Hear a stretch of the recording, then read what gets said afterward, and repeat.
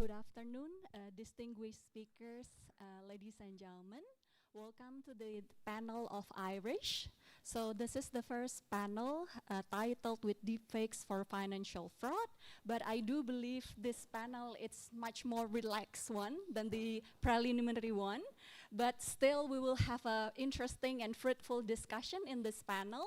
So with this title of Deepfakes for Financial Fraud, I believe that we will learn a lot around the growing use of generative AI in financial fraud and how it creates the urgency of creating collaboration in Southeast Asia to combat this kind of fraud.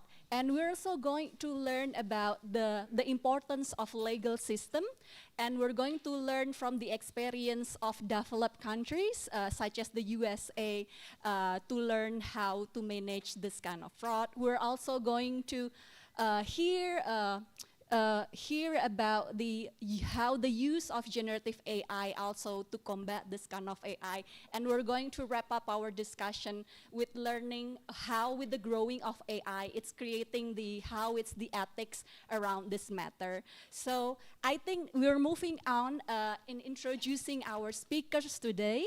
We're going to have Mr. Adinova Fauri from the Center for Strategic and International Studies, welcome. And secondly, we will have Dr. Saliltorn Thongmeensuk from Thailand Development Research Institute, welcome. I hope that I pronounced that correctly, your name. And we'll also have Ms. Tran Lee, lecturer from University of Languages and International Studies, VNU. And last but not least, we will have also Dr. Dian Kartika Rahajeng, also as a lecturer from Faculty of Economics and Business from Universitas Gadjah Mada. So I think without further ado, I will open this panel of discussion, which I will inviting Mr. Adinova Fauri to develop his speech on bridging the gaps, rethinking regional efforts against online scams in the Asia Pacific. For Mr. Ino or Adinova, the floor is yours. Thank you.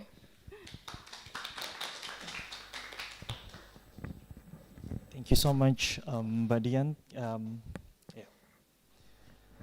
So, can I get my slide, please?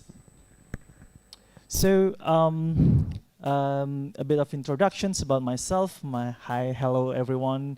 Welcome to the panel number 1. My name is Adinova. I am an economic researcher at CSIS Indonesia. I've been with the centers for quite some time. So, yeah.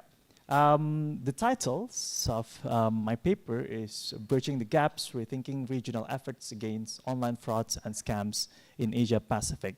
So again, a little bit about the backgrounds of this paper. So basically, we here with us in the CSIS and Safer Internet Lab, we have a 10 case study about online fraud and scams across Asia Pacific. We invited researchers in the Asia Pacific to write about the case of online fraud and scams in their country, and after that we compiled the results and producing this paper as an umbrella for all the conditions and for all the regulatory assessment. So please, everyone, you may check our results, our report in Safer Internet Lab website. So if you are very interested in the topic, we have 10 case studies that are talking about the issues of online fraud and scams across Asia Pacific. So why is it important?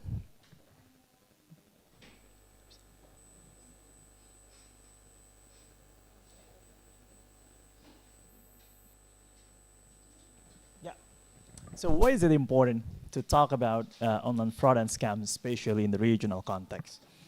So I think you may or you may not know that online fraud and scams is a very massive issue, and this issue is not only Indonesian only, but also in the region.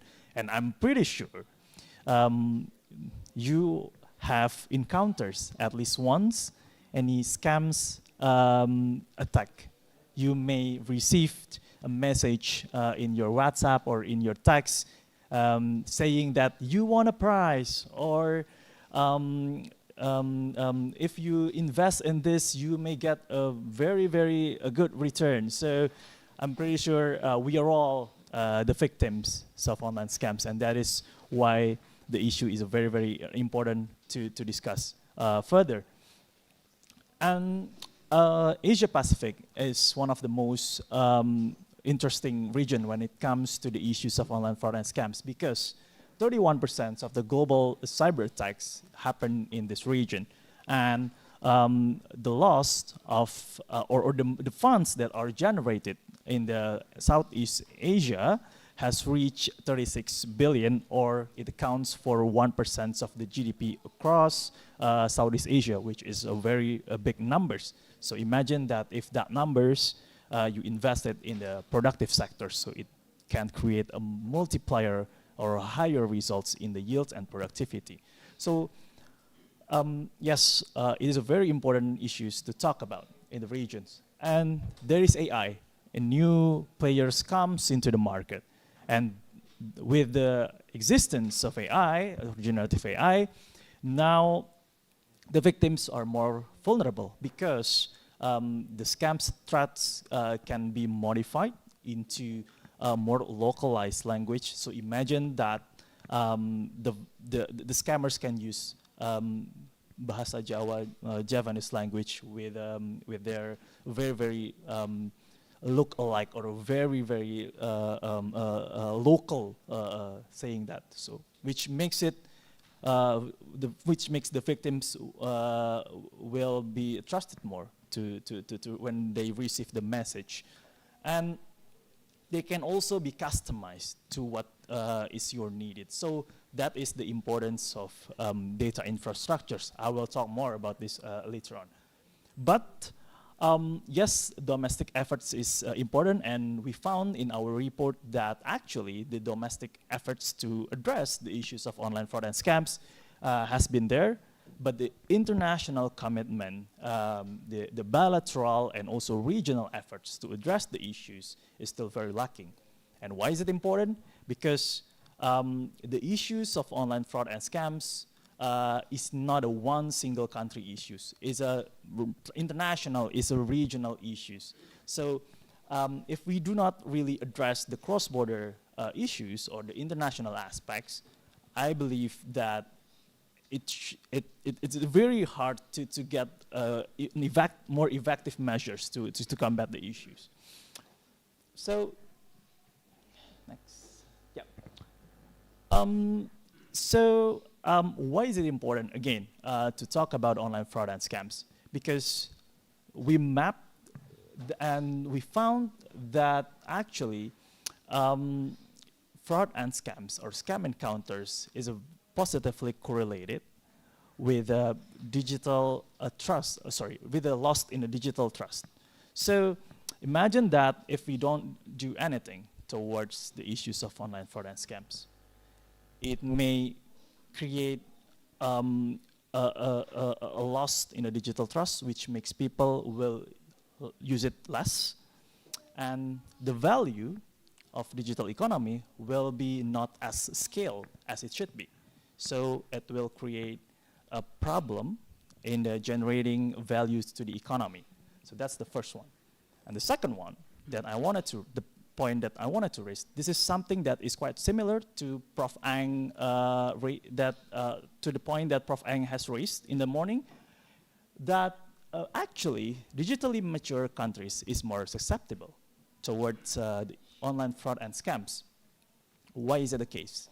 Because when the internet penetrations increase, people more use their time in the internet, so they are more vulnerable towards online fraud and scams. That's the first point. But the second one is that when the people use digital services more, they don't really equip with the necessary protections for themselves. So that's also the second issue. That is why we can see from the graph that there is a somehow positively correlated between scam encounters and internet penetration rate. Yeah. And the problem is that cybersecurity efforts is not really effective as well, because higher score in the National Cybersecurity Index doesn't mean anything towards our efforts to stop the scams encounters. Basically, it's not a problems of the regulatory measures, but usually the problems in the implementations and also the adoption side, because you can create a very strong regulations, but if you did not use it well or you do not implement it well, it will still won't stop the issues of scams. That's the first one, and there is a second one to show that the issues of online fraud and scams is not a domestic issues. We are fighting against bad actors. That is why we need to have a more collaboration when it comes to addressing the issues of online fraud. Next, please. So this is the conceptual framework that we are using. We are using the concepts of data governance and also internet governance to look at what are actually the critical points that we need to have in terms of having a good regulatory measures to tackle the issues, both domestically and also internationally. So we use the data governance, and we have the several principles such as to have a good data protection law, consumer protection, and also cross-border data selections to combat the scams. But the problem is, there are lots of variations in terms of the data governance principles across the world. So I can only show you that, for example, the US favors more free flows of data as a commodity, and then the EU exclusively protect the transfers of personal data. So imagine that there is a case of frauds when you need to have one single database of fraudsters or scammers. So without the transfers of these needs, it will become a burden to have this kind of limitations to address the issue. So yes, there is an issues of data protections, but I think balancing out with the way that we have to try to reduce the numbers of fraudsters is also an important aspect. So what we did in our paper, we mapped those framework into several aspects: consumer protection law, personal data protections, designated anti-scam centers, asset tracing mechanism, data sharing, and also public scam awareness campaign. And we mapped across Asia Pacific countries, and we found that you can see that there is a varieties of every nations to have all these components. So for example, not all countries have a designated anti-scam centers, which shows that it is not really the priorities of the country, the issues of a scam. And that's the first one. And the second point that I wanted to raise, although that some of the countries have their own their own components. So for example, like Indonesia, they have consumer protection law. It doesn't really mean that the regulations itself is a very strong one, because our consumer protection law, I think you know that it's very outdated one. It comes from the 1999 consumer protection law, which hasn't really addressed the issues of digital age. And asset tracing one is also a complicated one, because now the asset tracing is not really for the scams encounters for the scams issue, but it is still under the Anti-Money Laundering Act. So it's not really effective, although that they have all the tick in each of the components. And another point that I wanted to raise is, as you can see, we map the institutions across Asia Pacific that are responsible to address the online fraud and scams on their domestic level. And we found that there is a lack of single point in these regions, which can create a problem in twofold. The first one is that for the people in their country, it will create a bit of a problem to where to report. So, for example, here in Indonesia, we have it under Financial Services Authority, but there's also a hotline in the Ministries of Communications as well. So it can create a problem on that aspect. The second one, it can create a coordination and problematic issues in the international cooperation aspect, because other nations don't really know where they wanted to connect when it comes to agreement with the countries. So that's a point that I wanted to raise. And the next point that I wanted to raise is about the lack of concrete or good internet governance to combat the online scams in the aspects of bilateral and also international agreements. Sorry, this is very unclear to look at, but this list is a list of almost every bilateral and also regional agreement that we can have. And on this each agreement, we wanted to look at whether this agreement has emphasis or has mentioned the issues of online scams. So the issues is that not all agreements has really mentions every good internet governance framework. So for example, the consumer protections one is not really mentioned, or even public awareness campaign is not also mentioned. Asset tracing is also not mentioned on each agreement. So there's an issues in here. And one of the things that we can have is the ASEAN regional commitment, which at least has aware about the issues and has mentions on almost every aspects of the internet governance. So with those challenge, we of course there's a lot of issues that we can discuss, but I think the most basic one that we wanted to raise in our recommendations is the first by establishing a joint task force, because by having a joint task force, I think it will limit the coordination problem between countries. But of course, establishing a new joint task force will create a very, very big issues if there is no leadership in the region. So who's going to step up? Who's going to take the role leader in the regions, right? So that's the issue. But the second options that we wanted to explore is by adapting the ASEAN working group on anti-scams work.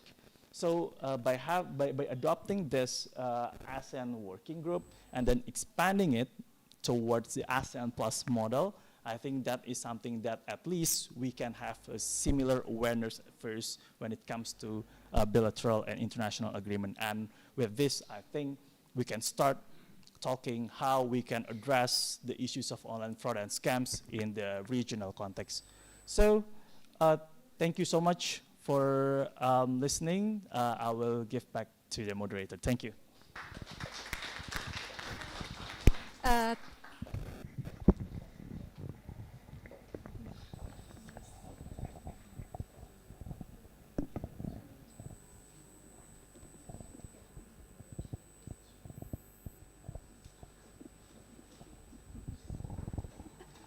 Okay, thank you so much, Mr. Adinova, for setting up the discussion around the financial fraud in Southeast Asia. Next, we will move on to the next speaker, Dr. Saliltorn Thongmeensuk, who will share her perspective on rethinking the legal framework for online scams in Thailand, lesson from the AU and also the US. Without further ado, please welcome Dr. Saliltorn. Place is yours.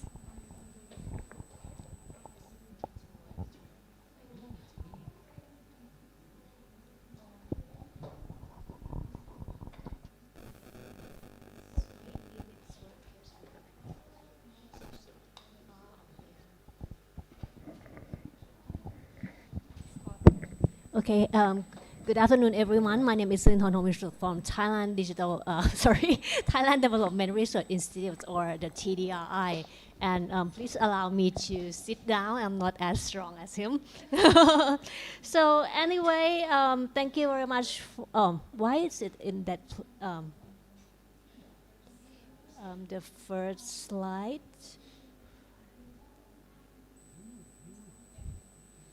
Yes, so here today I'm honored to share with you some reflection on how Thailand might rethink its legal framework for online scam, drawing lessons from the EU and the US, and I hope you can learn something from Thailand approach as well. So next question, next page, please. Actually, it's not.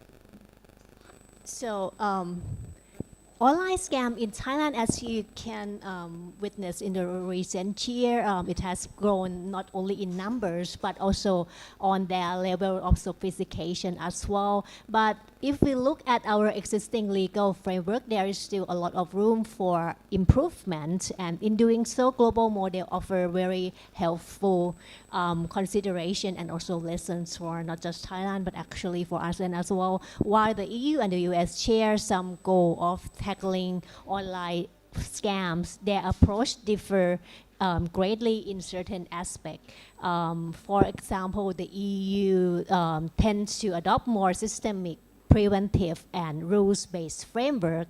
Think of regulation like the Digital Services Act of the EU, which imposes a clear responsibility on platform to manage online risk, ensure traceability of the traders, and protect users through the design.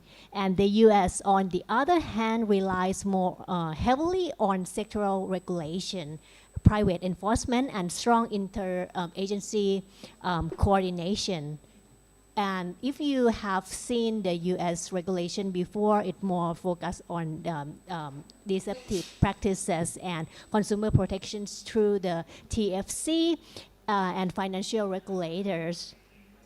And there is a bigger emphasis on public and private partnership and also data sharing with the civil partner as well, rather than broad regulatory mandates. Next slide, please. Maybe we can skip this slide as well. So before we, next slide, please.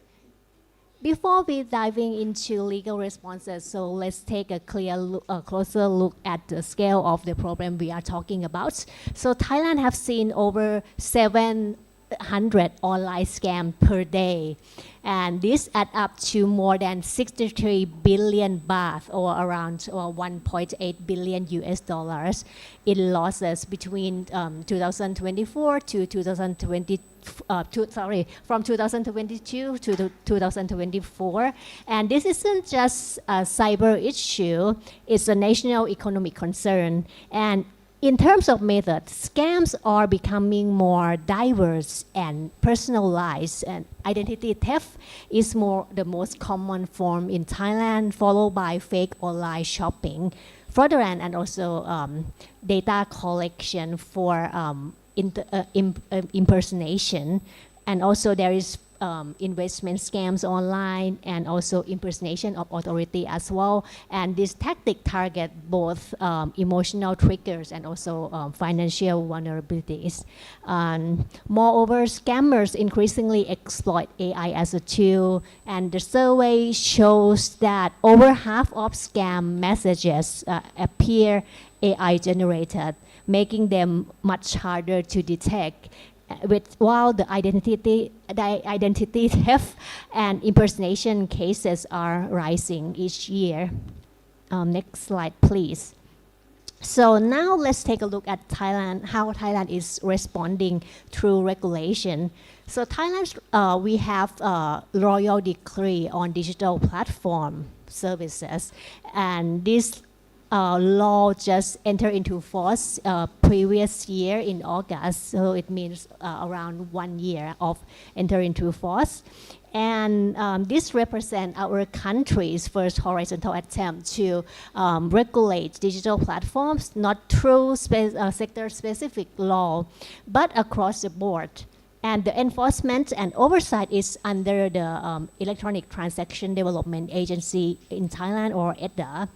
The law has two main goals. The first one is to identify which platform must notify the government before operating.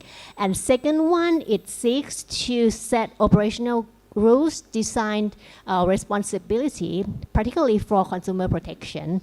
And unlike EU Digital Services Act, which differentiate platform by type, like hosting service, online platform services, or intermediary services, Thailand's approach classifies platforms solely by size. There are 4 types: small provider, which are not subject to full obligation, and general providers with minimum threshold of revenue or user base. And third one is large-scale providers, which either earn over 3 billion baht per service type, over 1 billion baht across all service, or serve more than 10% of Thai population, meaning 10 million people. And also it is worth noting that the exceptions, platform already regulated under specific laws, like for example, financial institute or security regulations, platform operated under the state non-commercial purposes are not falling under this law. Next slide, please. Let's now turn our attention to the main obligation that platform provider must adhere to under the royal decree. Firstly, platform must provide notify their business operation under EDA. I think I missed one slide, but it's okay. I will just talk through. So if you are a normal platform, not the smaller one, but general platform, you have the duty to notify of your business operation to this agency. And this is a crucial step that ensures government is aware of the platform existence and operations. And secondly, platform must have measures in place to provide compensation for any injuries or damages caused by the result of their operation. And this is an essential aspect of consumer protection, ensuring that the users are not left to bear the burden of any potential mishaps. And furthermore, for the offshore provider, they are required to have a contact person in Thailand. And this ensures that there is a contact point available to address any issues or damage that may arise. And in addition, platform must review their terms and conditions to ensure that it meets minimum requirements laid down by this law. And lastly, there are also additional obligations for the large platform and specified platform, which in this slide I will soon explain in detail. So a platform that is categorized as large if they meet one of those criteria over there. So first one, it earns over 300 billion baht annually per platform service, and or over 1 billion baht total across all services in Thailand, or it has more than 10% of Thai population monthly active users, or about, as I mentioned, 10 million people. Now, once the platform meets those thresholds and is designated by the regulator, it must take on additional compliance obligation. For example, conducting the risk assessment, regularly examining the risk linked to their services and putting place measures to reduce those risks. And also they have the duty to implement measures to maintain system security, executing crisis management, designating compliance officer, undergo external audit. This means that they must allow independent auditors to verify that the platform is actually complying. And also they have the duty to submit a compliance report to EDA annually. Next slide, please. So for the specified platform which face additional obligations based on level of risk they pose, so there are two types mainly. First one is that if you're the platform with any determined risk or high potential impact, these are defined as platforms that could threaten financial or commercial security or undermine the reliability or credibility of messaging system or pose harm to public. And the draft also outlined the impact assessment criteria. For example, the platform may be deemed high risk if it possesses over 100 million baht in transactions, for example. But the criteria is still the draft.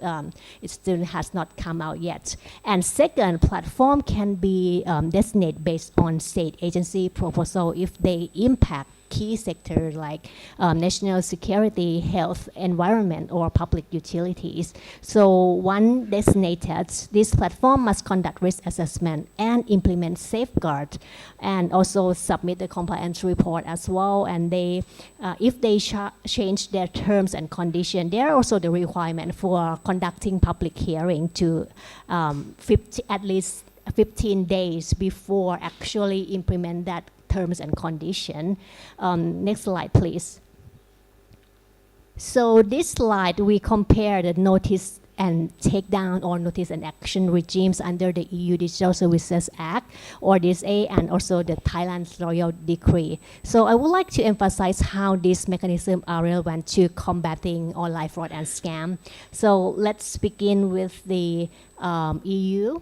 So the DSA introduced a structured notice and action process where user or the trusted flagger can report illegal content, a term that includes not only IP infringement, but also hate speech and also fraudulent ads, fake investment scheme, or online website even.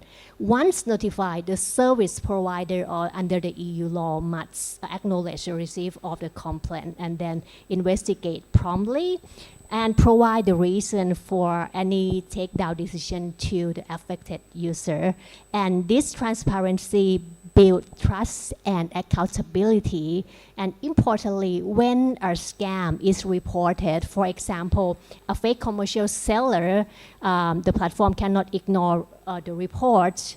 It must act and explain why or why not. So the DSA is also required the human review appeal process.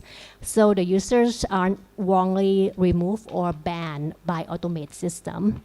And now Thailand's situation is quite different. So under our Royal Decree on digital platform, there are currently no such obligation requiring platform to provide the notice and takedown mechanisms for the user.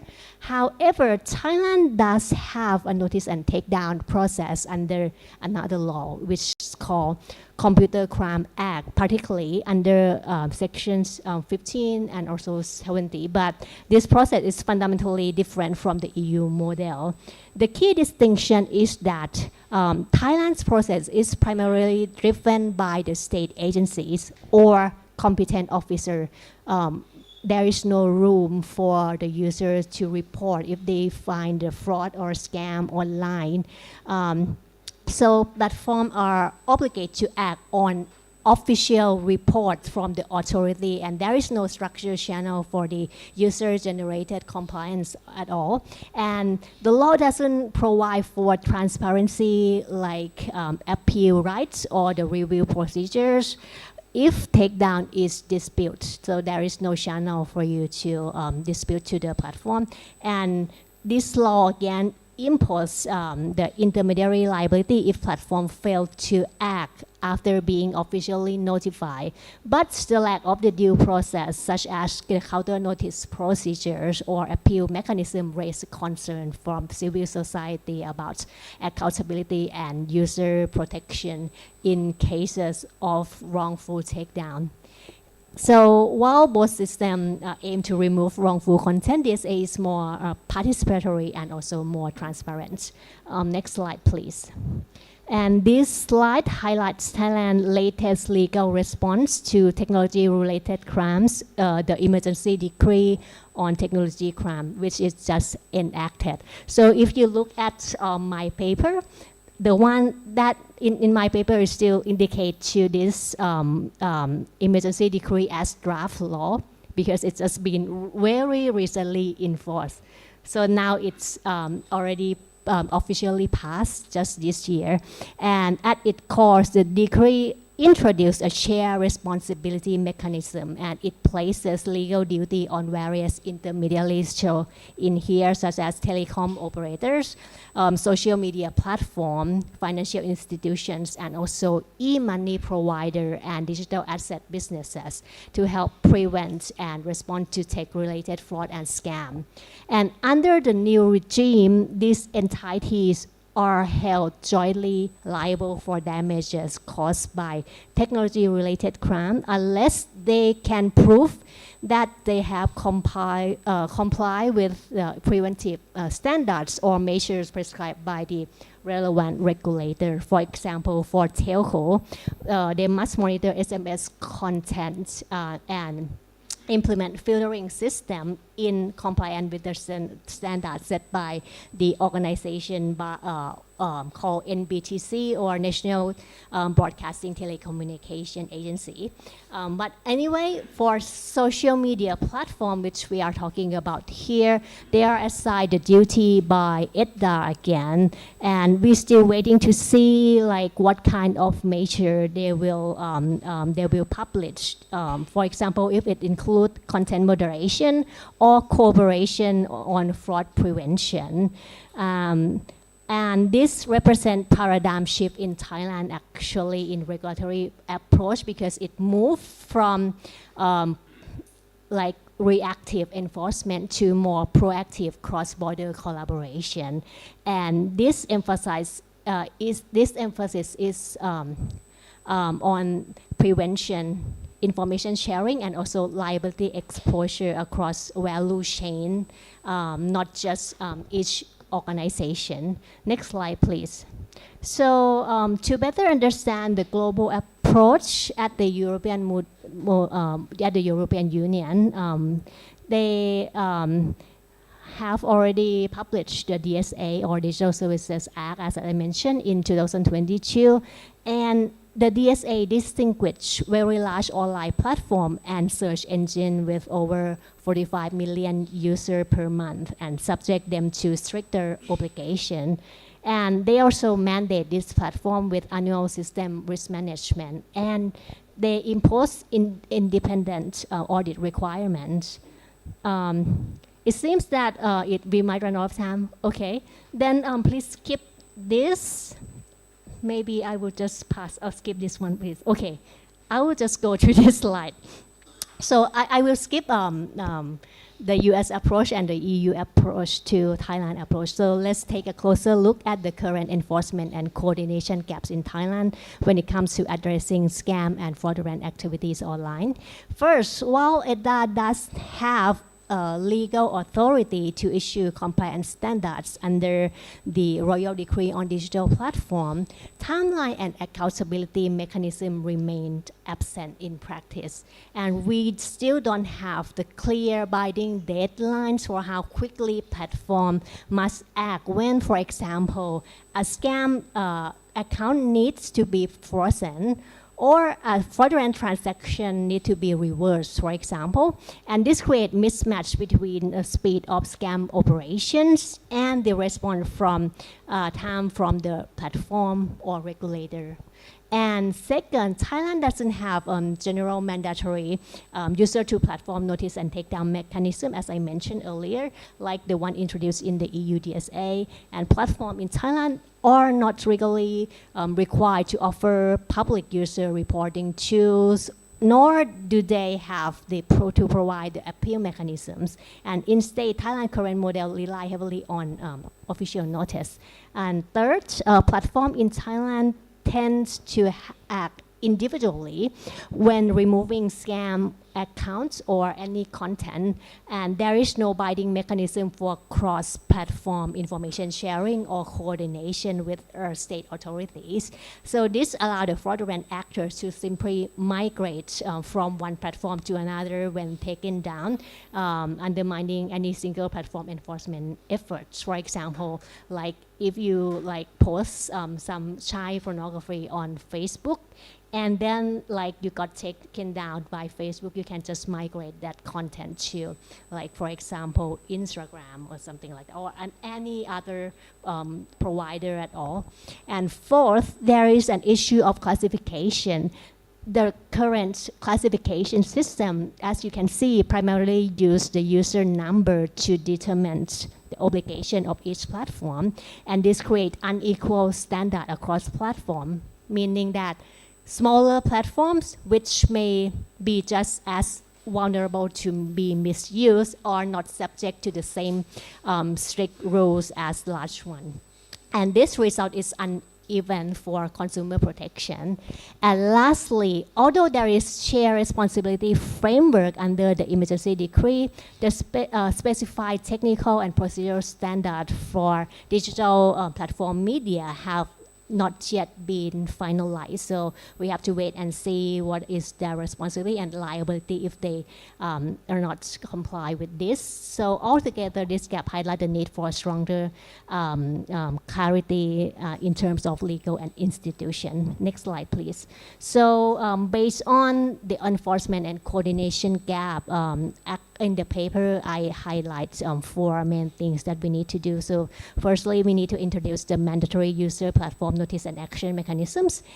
And we can look at European Union as a model. And second, I think Thailand should establish a shared fraud database or clearinghouse. And right now, platform is acting alone. And law enforcement has no centralized access to coordinate scam data at all. As a result, scammers are able to hop between platforms, and this is undetected. In contrast, if you look at the US model that I skipped earlier, they have the share portal through the FBI Internet Crime Compliance Center, or IC3, and it serves as a central hub where fraud report can be submitted and coordinate across agencies. And by adopting both of this approach, I think Thailand can move towards more proactive and integrate fraud response system. Next slide, please. And also, I proposed 2 more recommendations, which is to introduce a duty of care pass mark and service level standard with a clear timeline.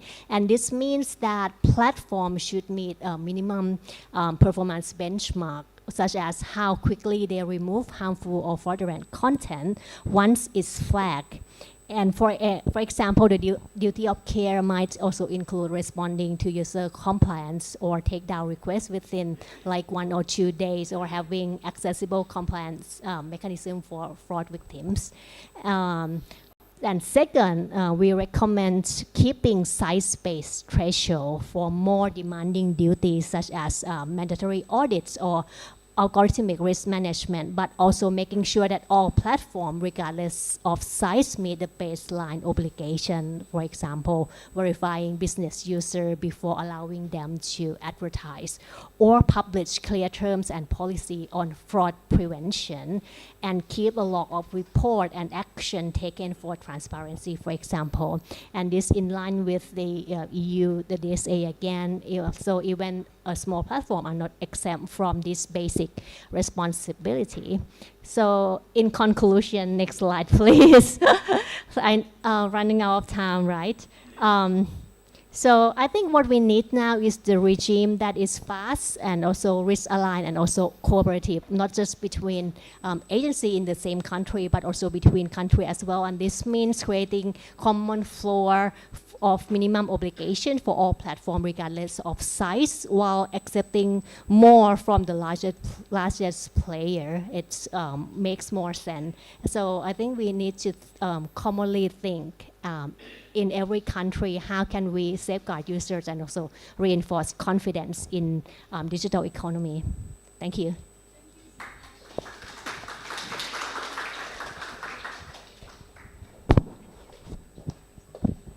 Thank you so much, Dr. Saliltorn, for your insightful presentation around the scammers in Thailand. So before we're moving to the next speaker, we will have a Q&A session, the first Q&A session.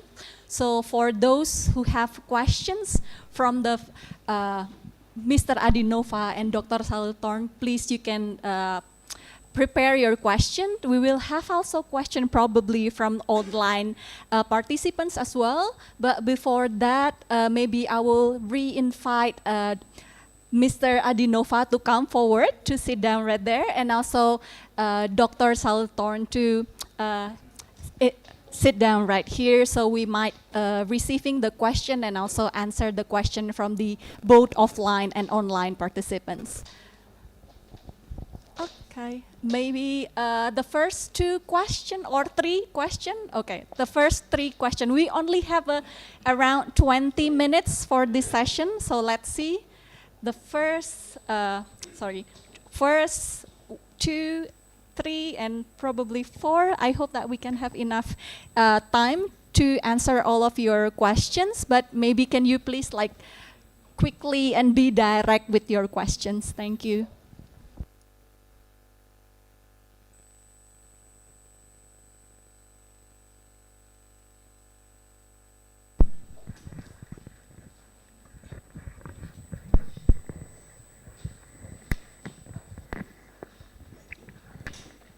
Good afternoon, all of the attendants and then also the speakers. I would first. You can introduce yourself first. Okay, yeah. It's okay. My name is Moses Perlindungan Opuzunggu. You can call me Moses. I'm from Pantauhoax from Jakarta.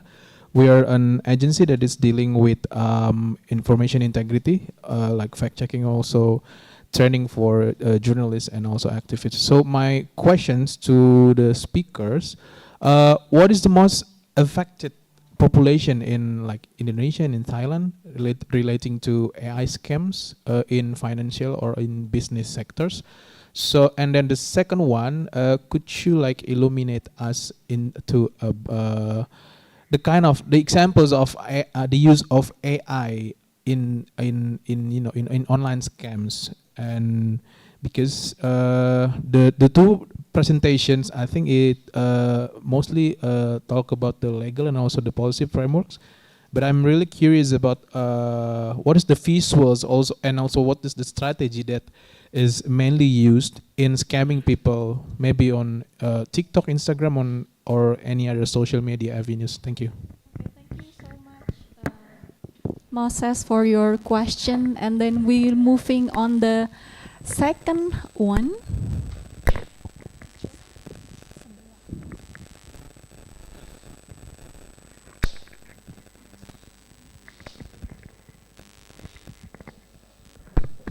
Good afternoon, everyone. I'm Faya. I'm from Mavindo, an independent fact-checker organization. In Indonesia, we have around 1,000 volunteers and also some professional fact-checkers. And we received online scam reports every day. And my first question is for Mr. Andi. Yeah. Excuse me, allow me to remain seated because I have to keep an eye to my notes. Mr. Andi, you mentioned earlier that in Indonesia, the handling of online scams fall under several authorities.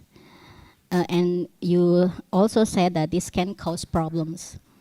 And I would relate this to our finding that the follow-ups or the clarification of online scams is mostly done by independent fact checkers by around 75%, and the rest is from mass media or government. I want to know, in your opinion, is this has anything to do with the problems you mentioned earlier, and what's your recommendation to as a solution for this problem? Thank you. Thank you so much, Miss Faya. And the next, I think, yeah, at the corner, Mas wearing blue shirt.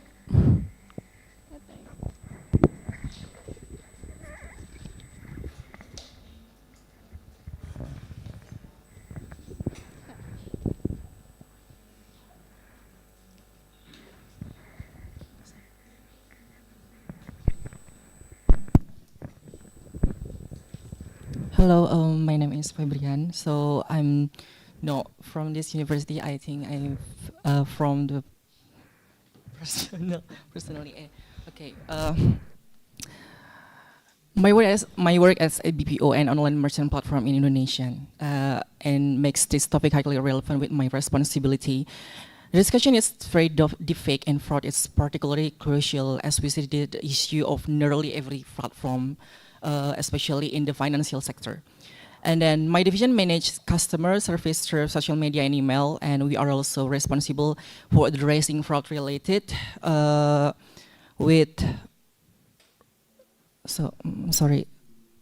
related to loans and pay later service. I can attest the frequently deal with the sophisticated scheme and fraud cases that are simply too significant to overlook. Many of these schemes are executed in remarkable smoothness. Fraudsters often use similar tactic and intimidating language to create sense of urgency, pressuring victims into paying bills they either don't owe or have already paid. Customers with legitimate loans are sometimes tricked by fraudulent and invoice, even though all of its collection activities are conducted through our internal application. Despite our ongoing effort to educate customer, and my company is always educate from the bottom, the below of the email, but they have to, what is that? Still, maksudnya masih apa namanya? Yes, struggle, customer masih tidak menyadari hal itu gitu loh. Terus dari respon dari panelis kira-kira untuk menanggapi hal ini seperti apa? Karena memang taktiknya sendiri itu juga sangat-sangat apa namanya? Beberapa kasus itu juga taktiknya dari si fraudster ini melakukan hal yang intimidating tadi gitu, menggunakan bahasa intimidating seperti itu. Mungkin itu aja. How to create customer awareness? Yes. Case. How? Mungkin itu pertanyaan aku aja. Oke. Okay. And the last one, can you please be quick in 1 minute? Yeah, thank you. My name is Budi. I'm a graduate student from Faculty of Economics and Business. I have 2 questions. First for Dr. Saliltorn. I heard from your presentation that in case there is a scam, each authority's link is gonna share their burden together to give a compensation. Yeah. Yes. I'm sorry if if I can explain that further, I will explain that further. Can you elaborate more? Because like, for instance, like there's a voice scam, like someone's call you through phone and then they got your information, they get into your bank account, like their telco, there's a bank and others. How does it work? Okay. Probably if you can elaborate a little bit more. And for Mr. Adinova, I think like one of the reasons why this international cooperation might be difficult to happen because they both each country has different arrangement regulation and might have not been synchronized yet. How do you find it, and do you have any suggestion? I think that's it. Thank you so much, Mas Bobby, for your interesting questions. So I think we'll move on with our speakers here in answering the really interesting question from participant who wants to go first. I can go first. Okay. Maybe start with this gentleman question. So can you Okay. please go back to my slide regarding the share responsibility?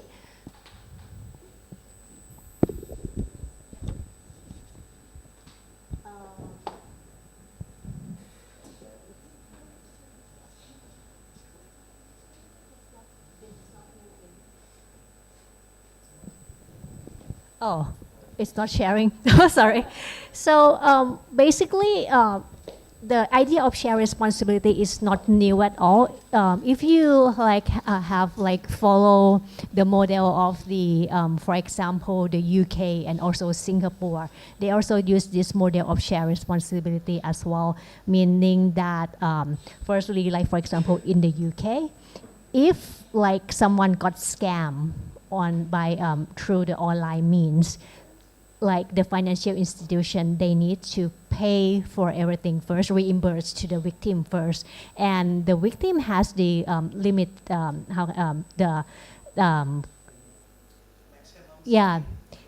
maximum ceiling that they have to pay or be responsible. But apart from that, the financial institution will pay to the victim first, unless the financial institution can prove that that person is in gross negligence. Like for example, they don't create the password at all for their financing app, for example. And in Singapore, they have this layer model of shared responsibility, meaning that they will have to prove if some case occur. The first one is through the bank. If the bank has fulfilled all their responsibilities to prevent this kind of transaction to occur, for example, they have all the safeguard measures, security measure, both technically and organizationally, in order to prevent such kind of bad transaction. Then the responsibility will go to telco, telecommunication. So, and in that case, they will have to prove, like, if telco has already fulfilled their responsibility as well. And if the telco has fulfilled all their responsibility, then the responsibility goes to the victims. So that is how the system in Singapore works. And for Thailand, we adopt similar kind of share responsibility, but not in layer system like Singapore. So meaning that if there will be organization that set standards and measures for telco to comply. For example, they must have some kind of detection mechanism between communication line, and that if they fulfill, they don't need to be responsible. And also for financial institution as well, if they have fulfilled all the safeguard mechanisms, they also don't need to be responsible. But if someone in the total sub-value chain has like any gap or don't do their duties, then they must be liable. So I hope that answers your question. But interestingly, for Thailand, I think it's the only place, as far as I know, that also introduced the share responsibility for social media, for online platform.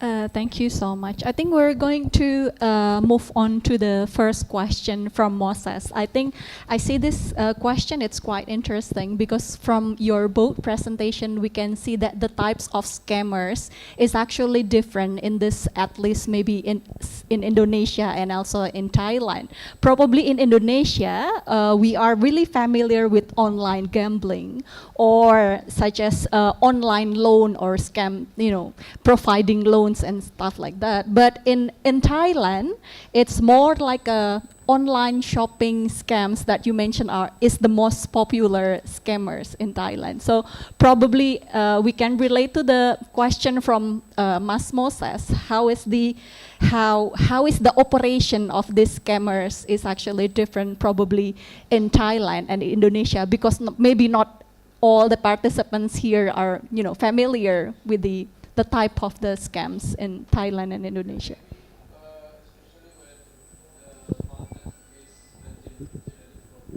Yeah.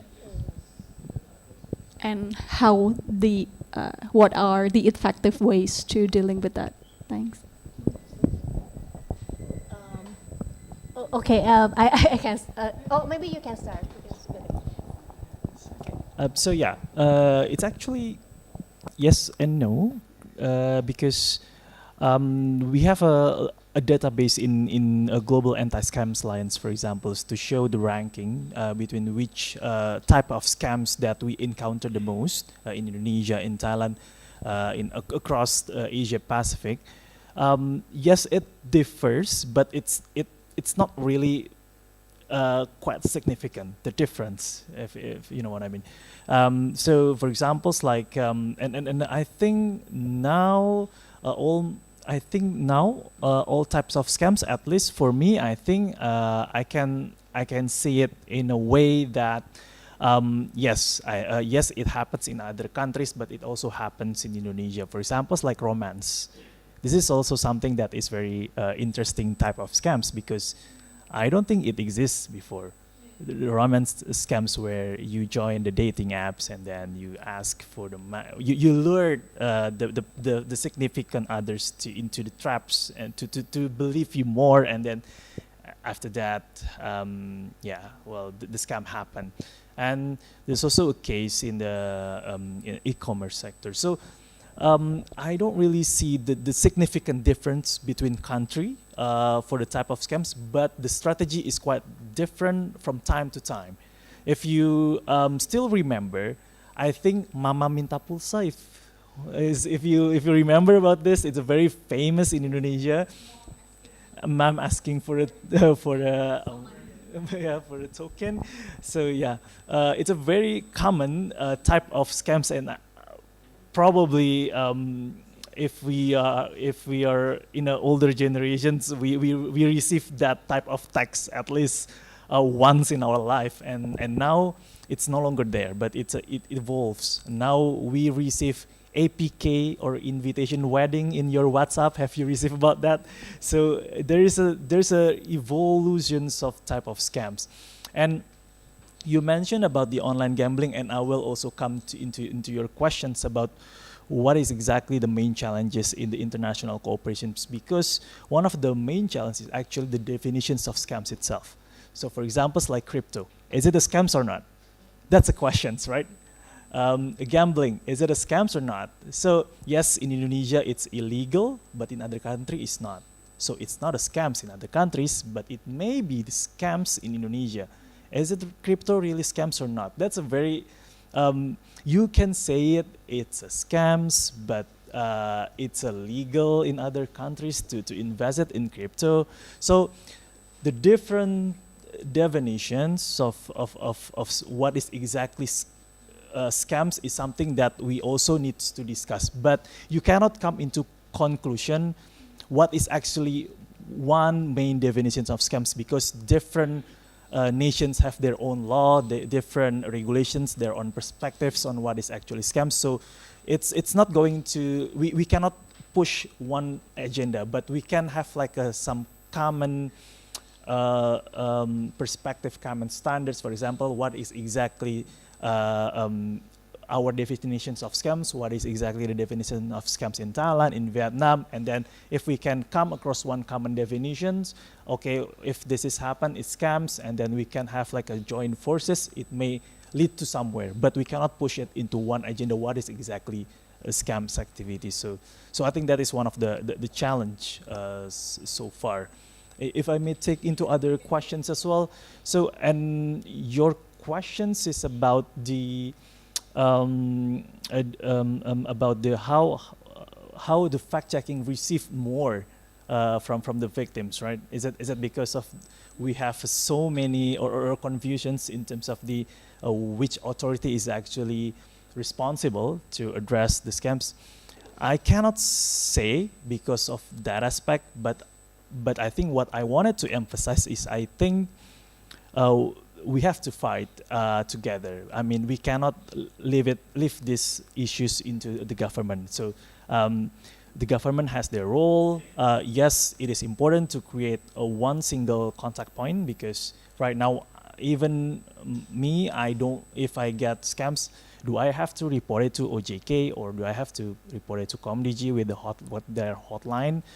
It's a very confusing. In the ministries of economy, Kemenko Econ, yeah, ministries of econs is also, they also have the consumers protections as a body. They also have their own hotlines. So yeah, a lot of things. But what I wanted to emphasize is that every organizations have to take a responsibility so that we can move forward. So a platform has their own responsibility to how do they trying to stop. I think the role of telco industry is also very important, because everything when we go to the e-commerce or digital services, we use our phone numbers, right? So if we have a good data infrastructures on that aspects, we can also limit the scams. And as a CSO, I think we can increase our awareness. We can have a fact checking. We can help to help the victims when they comes. But I think what I wanted to emphasize is that. And to your questions about the wait, I forgot. What is exactly yes, the how do we increase the awareness level, right? How do we effectively increase the awareness? So I don't really have the answer to that, but I think every campaign is a very important one. So for example, I think there are some platforms that are doing a mini game to increase the awareness level. That's also very important. Having giving a campaign with a different way, not just by lecturing them, by giving the game a game and story as well. I think that's a very, very important aspect. But what I wanted to emphasize is that in our study, it shows that be careful to not be overconfident, because that is, if you look at the surveys of Indonesian populations, they are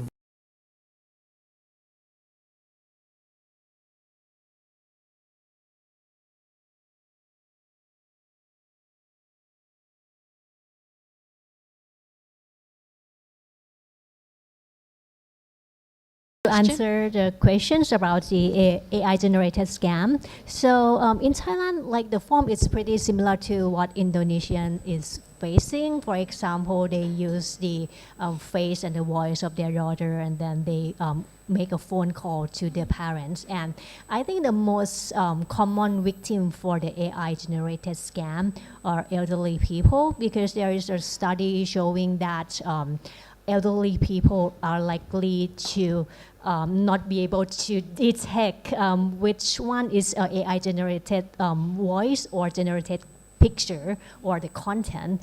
And actually I have one case, a very famous case in Thailand. It's called Go Factory case.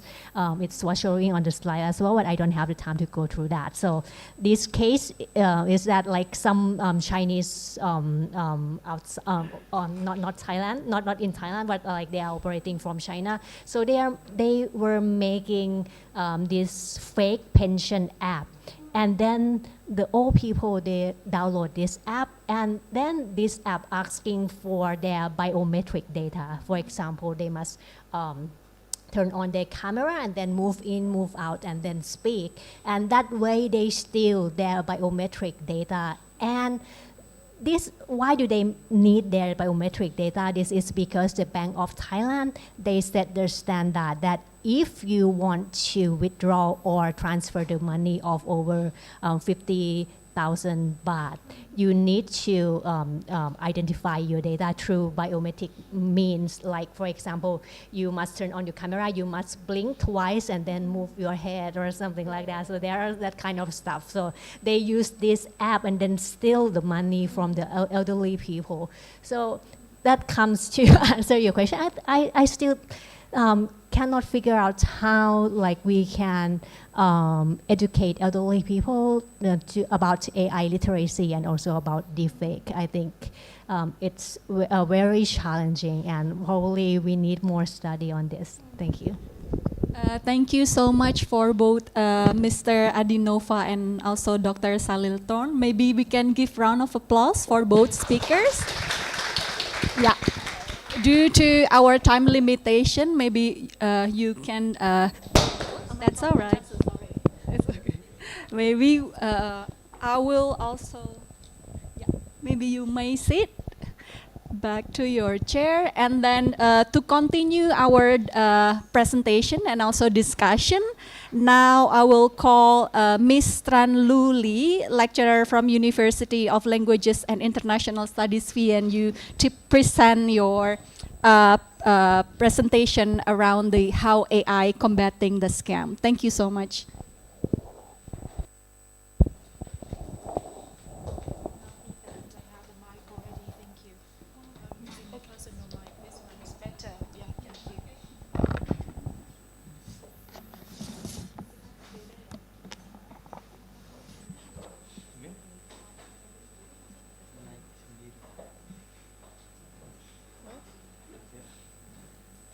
Good afternoon, my name is Lee and I'm from Vietnam. This is my presentation. Can you turn it on, please?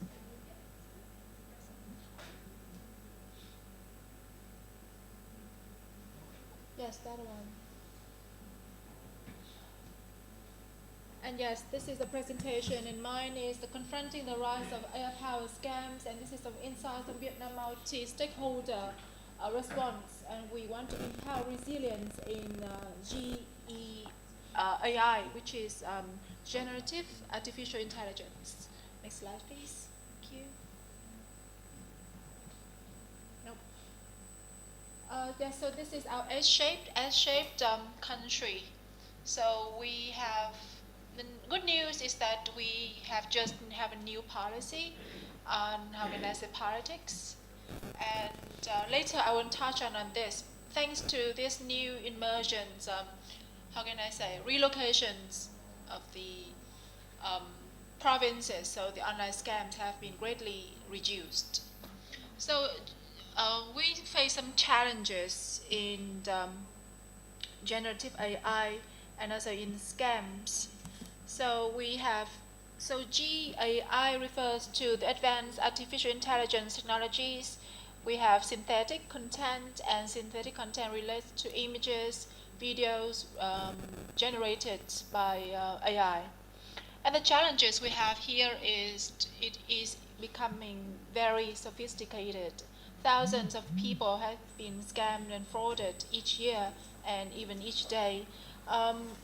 Yesterday, actually, my mom, she called me from Vietnam. A guy phoned her, and in Vietnam we use Zalo, Z-A-L-O, and he told my mom that you haven't paid the electricity bill. So this is quite common, right?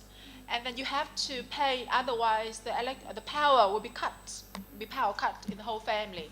So then my mom said, we have already paid because we have the online payment. But then the other guy from the phone, can read exactly, how can I say, the ID of our house because we live in an apartment. And then she said, my mom said, she started to believing that. What a surprising truth for me, because we always watch television every day. And then the moment that she is about to have the online payment, and then the other guy, the scam guy, said, you have two choices. The first one is you can do the online banking to me by pressing the link. And the other one is you can go to the office, like the physical office. Lots of people are reluctant to go to the office because of the distance and we have to travel. And then my dad is quite traditional. He said, go to the office. He doesn't like online banking. He even thought that Bluetooth is costing some money. And then my mom says, okay, I will cut off the phone now. I will pay you later. And then my mom called me, and then I said, this is a scam, Mom. We often listen to this on the internet, from the television. So you see, it's becoming sophisticated. How can the scammers get our ID? Because it's not listed on the internet. And even our names, our date of birth, the telephone numbers, even where we live and where we work, they know that. It's becoming really sophisticated and complex. And our scammers now leverage deepfakes, of course, manipulated media, AI-generated content, deceive victims, making fraud harder to detect. Actually, I just pulled out an ID card. This one is used in Vietnam. This one is identification card. So we have the chip at the back. I'm not sure this is the same in your country. We have the QR code. We have the face, which is our faces. And then, yes, and we have even the app. It's called VNEID. So if we want to leverage, we want to update the app, and we don't have to use this card at the airport. But then many scammers somehow they get the information from the apps, and they use defects like this. Even blink twice in the eyes, and turn around and turn left. They can use that. Lots of people get scammed and then have a lot of money being stolen, being taken away by the scammers. So yes, again, Vietnam is experiencing a very, same slide, please. Next, previous. Yes, rapid digital transformation marked by, we have digital commerce, mobile payments, especially now the trend is to buy now, pay later. Yeah, you know that, right? Yes, e-commerce, Shopee, Lazada, yes, and it's quite economically beneficial, but then it is a hotspot for online fraud, especially people use social media a lot, but then not for being aware of being fraud, but for TikTok, and thus creating the terms called brain rot. You know that? Brain rot, you watch a lot and you don't know what you are watching.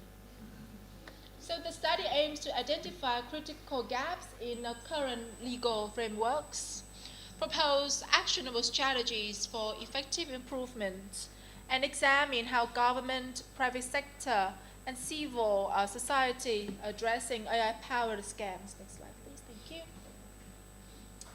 Research focus, and we have here,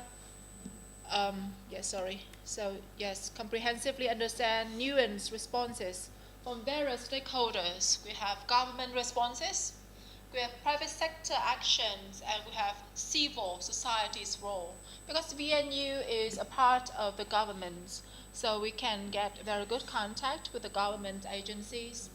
So the government's responses is to how effectively do existing legal and also regulatory frameworks in Vietnam address these issues, and are they adequate or not? For private sector actions, what measures are companies in finance, telecommunications, and e-commerce the challenges they're facing? And for civil society's role, what are the challenges, and whether we need, how we can, awareness raising, provide support, building community resilience against AI-powered scams.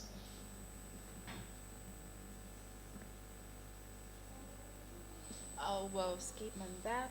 Yes, next slide, methodology. Yes. So methodology, this is the most important part actually in your research. So we use qualitative approach to have deep insights in the complex landscape. So we have interviews, we have surveys for detailed insights. We have 11 key organizations, and the research took place in 2 months. We have stakeholders like governments, private sector, and civil society. For government sectors, we have 1 deputy head, 1 senior officer from ministries.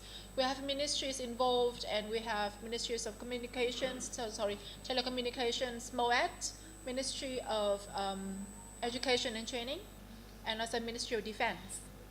For private sector, we often have the senior director and specialists, and senior engineer from banks, telecommunication, e-commerce, for academia and civil society. We invite some from universities, researchers, institutes, and want to do further on policy analysis, public education. Next slide, please. And this is the government responses, current state and critical needs. So we, in the research, have identified some challenges. First of all, is the outdated law and legal frameworks.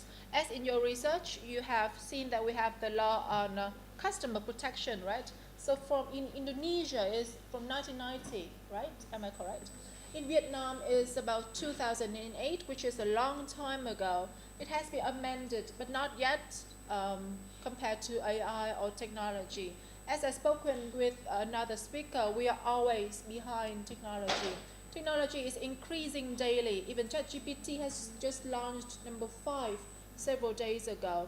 And within 1 year, we see number 1, 2, 3, 3.5, 4, and 5 several days ago.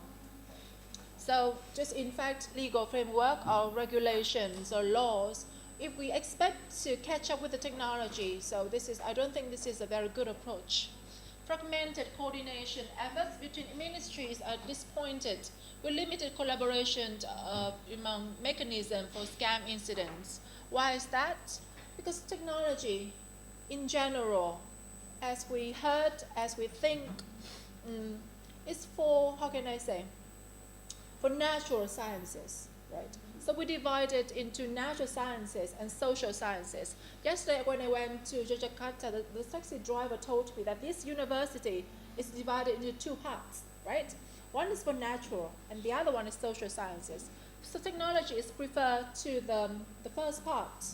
And once if we do research on technology and math is related to something very, how can I say, complex. So once we face something difficult, we tend to be taken aback. We tend to be not confident. So how? That's why we have limited collaboration. Why is that? Because we don't know what AI is. We know that AI is artificial intelligence, but what can we do for AI or what can we gain from AI, we don't know. Limited detection capacity, of course, because law enforcement agencies, we don't have advanced tools and expertise required.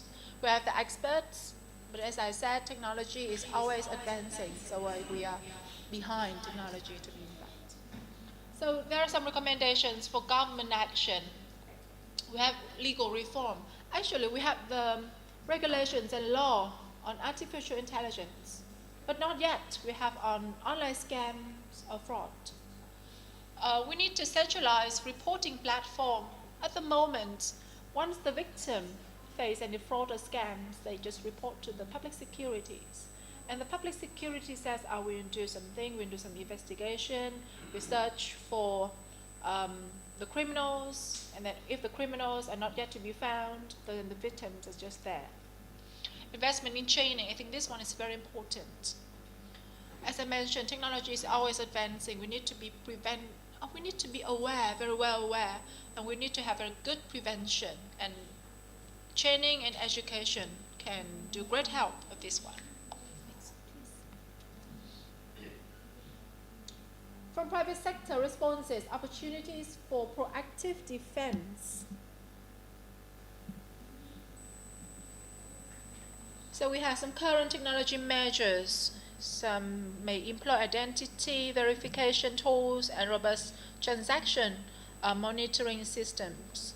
And even in the banks, they don't use technology, they use intuition, which is from ourselves.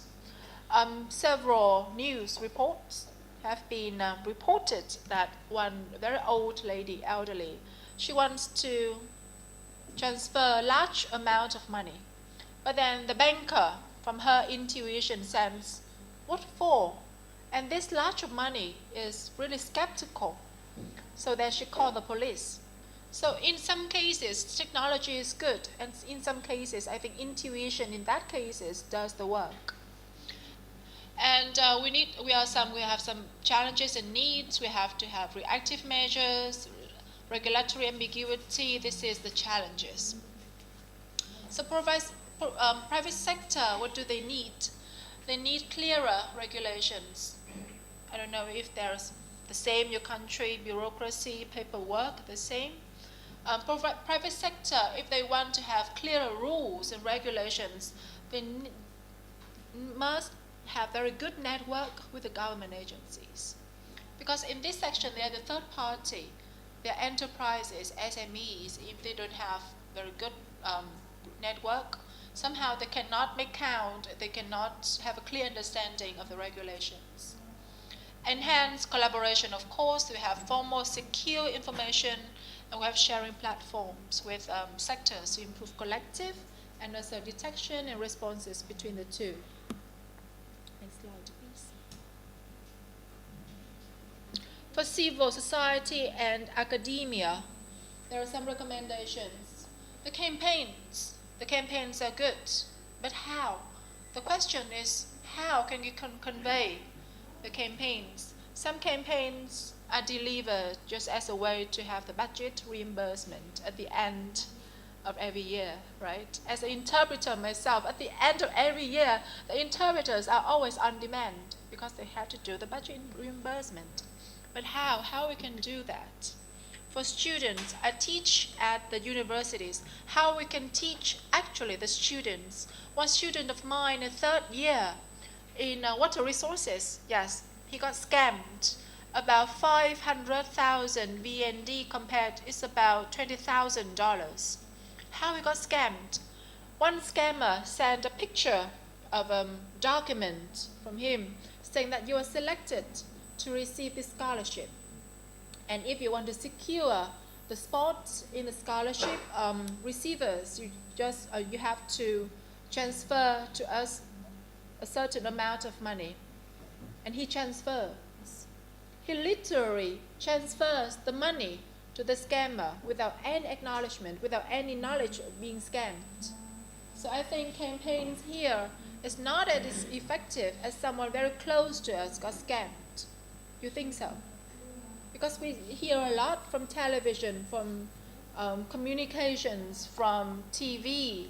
But then if the person very close to us got scammed, I think it's the best campaign ever, right?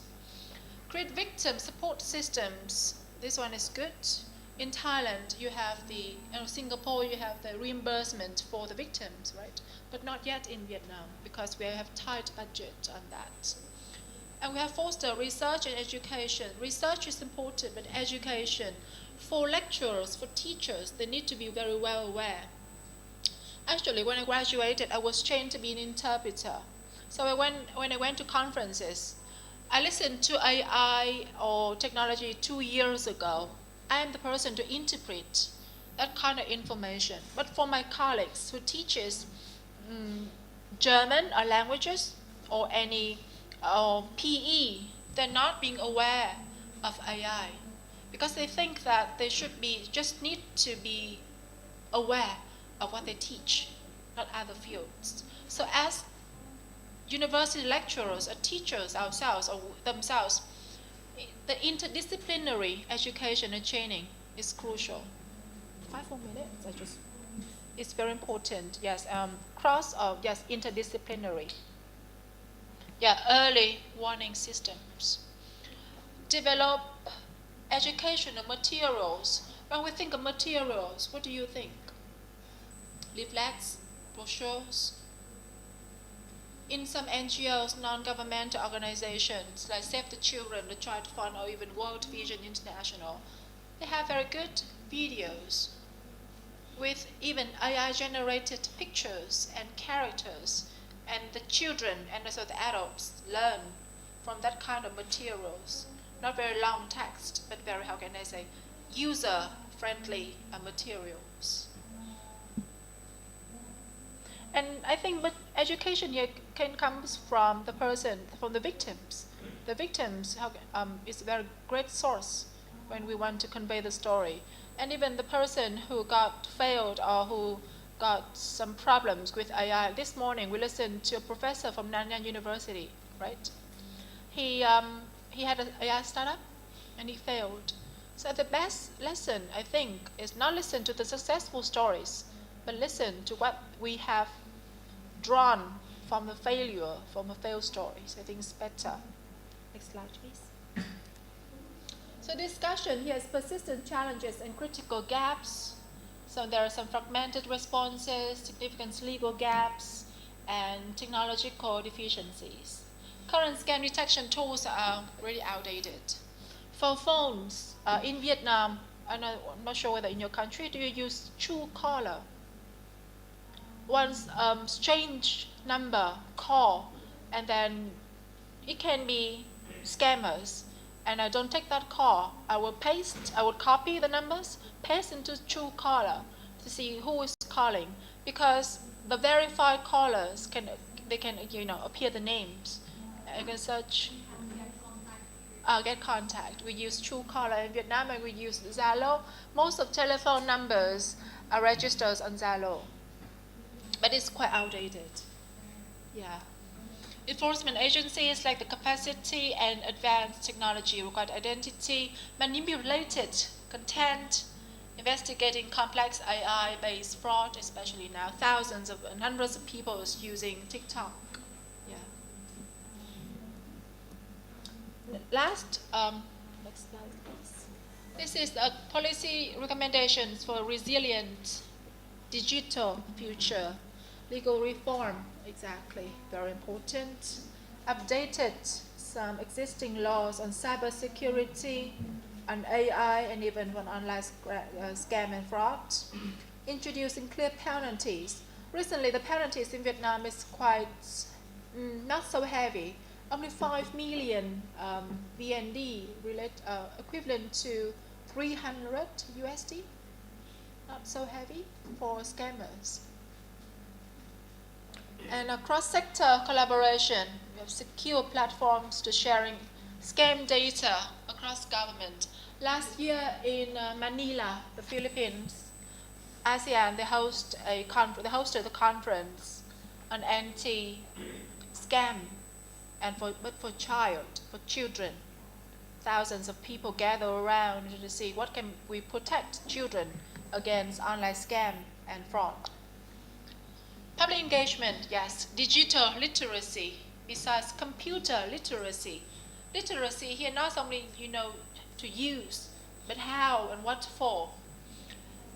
Into school curricula. The school curricula here not only mean math or English or literature, but then how we can utilize the knowledge into daily life. I think is more important than doing math and stuff.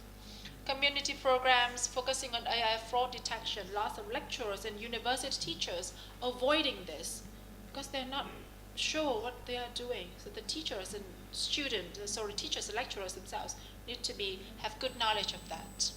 Launch nationwide awareness campaigns, educate again. Launch campaigns is a very good initiative, but the question is how is more important than doing campaigns. So there are some key takeaways in my presentation. Yes, thank you. Yes, because of the outdated laws, we need to fix on outdated laws, fragmented responses, limited detection capabilities. Therefore, the need for legal reform and cross-sector collaboration and public education is urgent than ever. And so that's why we have to have holistic governance model and ensuring public trust. So this is the end of my presentation. Last is the reference. Yes. We cite it into APA to ensure the, academic integrity. Yeah, so this is the end of my presentation. Thank you very much.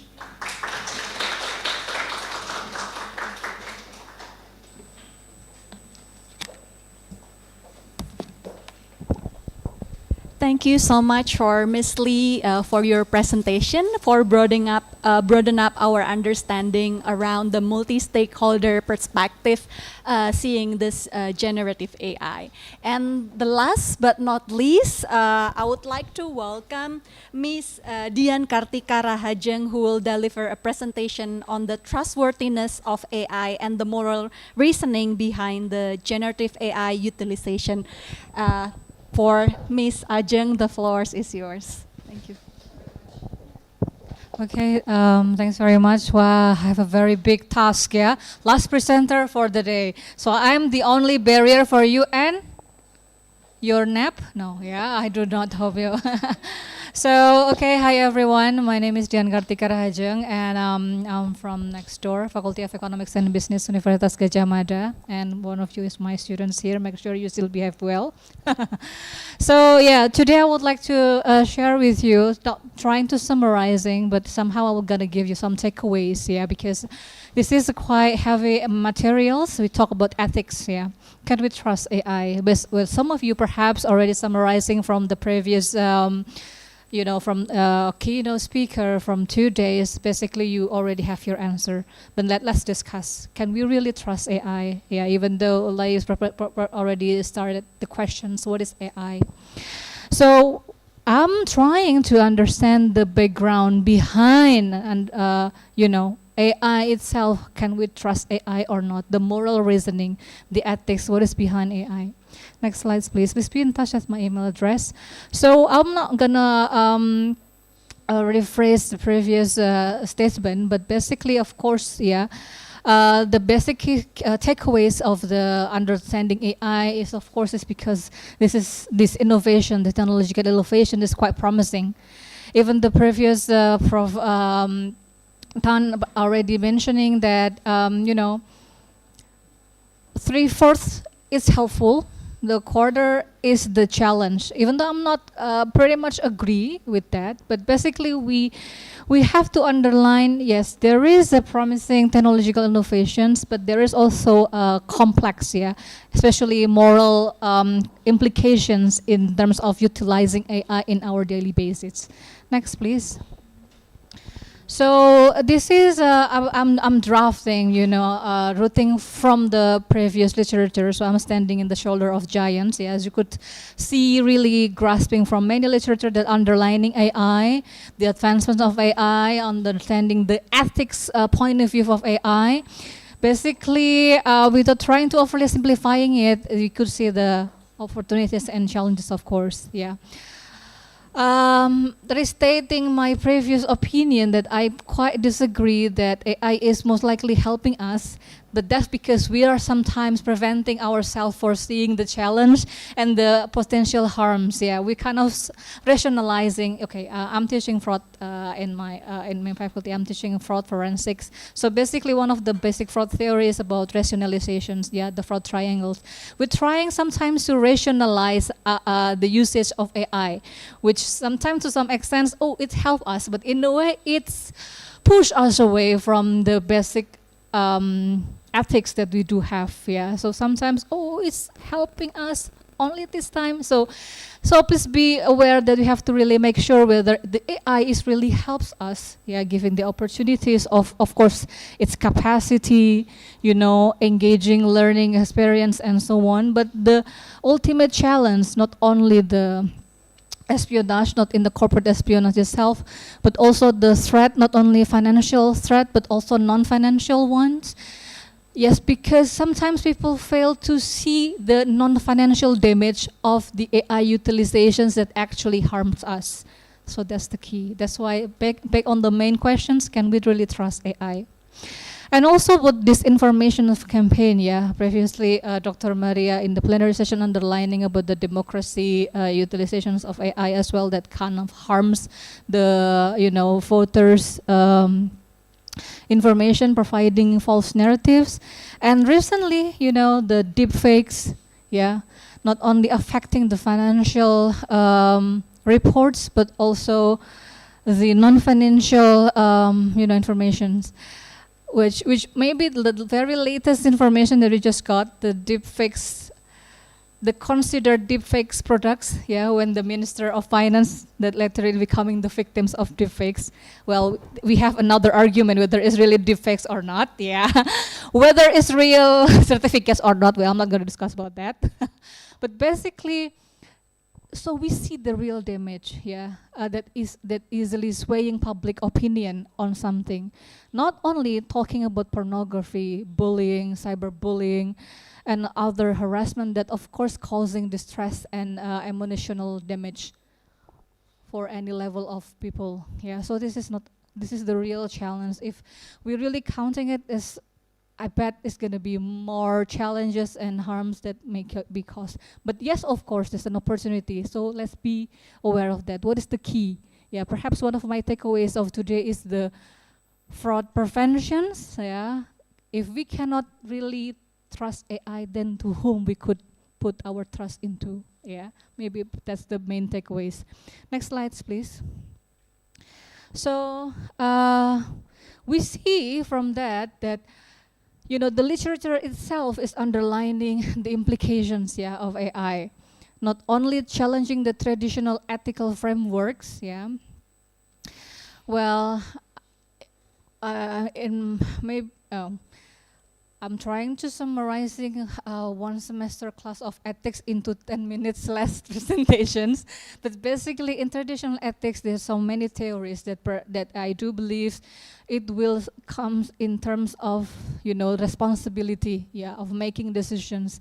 So basically, there are so many range of ethical concerns using any ethical theories that including the AI utilizations, that it is really essentials for us to challenge this. Next slides, please. To also demanding that we have to really understanding the perceptions of the creators.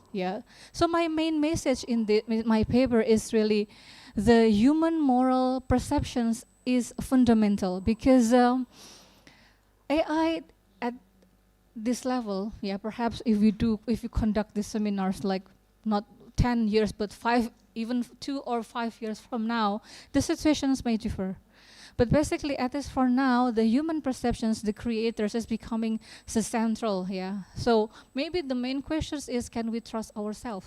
Can we trust the AI? Is AI trustworthy? Or the main question is, can we really trust the creator or the perception that has been delivered through the AI products? So understanding behind the human moral perceptions, it's becoming important for us again to maintain our critical thinking. Well, I'm also AI users, but the more you're being exposed, the very simple tasks you give to the ChatGPT, the lesser critical thinking you may have. That's the brain rot that was you mentioned about, the rooted brain. Not only you don't know what you are looking at, but you are losing your brain capacity. You're losing the critical thinking that is essential as a human being. So that's the maintenance. Make sure that you didn't lose the main moral reasoning of this AI. So human perceptions is fundamental. Next slides, please. So I think the main questions is really understand behind AI, moral reasoning of the AI utilizations. I'm using qualitative data. So everyone that's not familiar with qualitative, do not see it from the N samples. I've been challenged a lot with most of the reviewers that they don't know what they're talking about. How come quantitative for only this? I was like, yes, this is qualitative. So basically, I conduct many methods, not only interviews, semi-structured interviews, FGDs, and also from the documentary analysis. My respondents is 21 could get your PhD anyway. My PhD is 38 respondents, so you could imagine the abundance of data. So what I'm saying is, I'm trying to capture the perspective from at least various contexts from the global organization, not only in Indonesia, but also in France, Switzerland, Netherlands, and Germany. By interviewing the 21 entry-level managers. I do admit that there are bits like with the demography, it's still dominated with 71.4 females. It will be, so that's one of the weaknesses that I have to admit. Quite balanced, maybe another context, maybe another advantage, but basically this is a lot. To maintain the validity, qualitative researchers make sure that they do their work to maintain the strengths of the findings, so the data is robust and well supported. Next slide, please. So basically, the main findings is I quote one of my respondents from Netherlands. Robots, as one of the AI implementations, are actually tools that created, programmed by human beings. Yeah, of course we do know that. But are we aware that their autonomy is artificial, meaning it really depends on the creators? Okay? So, the AI, despite its effectiveness, is still controlled by the human beings. Yeah. So the creator is still being the center, of this AI.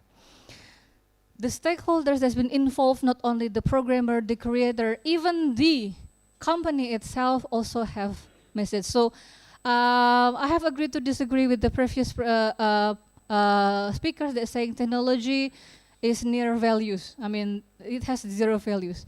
The technology itself, it has, it still deliver values from the creators, yes. Next. So, it is still a needs of this human-centric accountability. So the creators is still becoming the key, of this AI utilizations. Meaning, some, one of my case that I've been given in my FGD, that I give them, how if we abuse robot, like, robots to go to Mars, for instance, and the robot will be, broken and something, Is robot have rights? Is robot entitled of any rights for not being destroyed? Or perhaps in any extreme conditions, or perhaps in any other, functions that perhaps you know more than I do. They said that, well, granting rights can be established, meaning some limitations, but robot or AI adaptations is not a moral agent. It's not changing the way we think. Next slide. It's becoming the, I will come to the very core of my presentations, but basically this is another of findings that I wrote it from the documentary analysis, simple word clouds, that it seems that you see from here that there are many people, not only creators, programmers, corporations, but there are many people that has been involved directly and indirectly becoming an enablers and imposters. So they are the one that's giving the color of this AI. They are the one that giving the values, meaning the product that you use, the moral message that you've got from this AI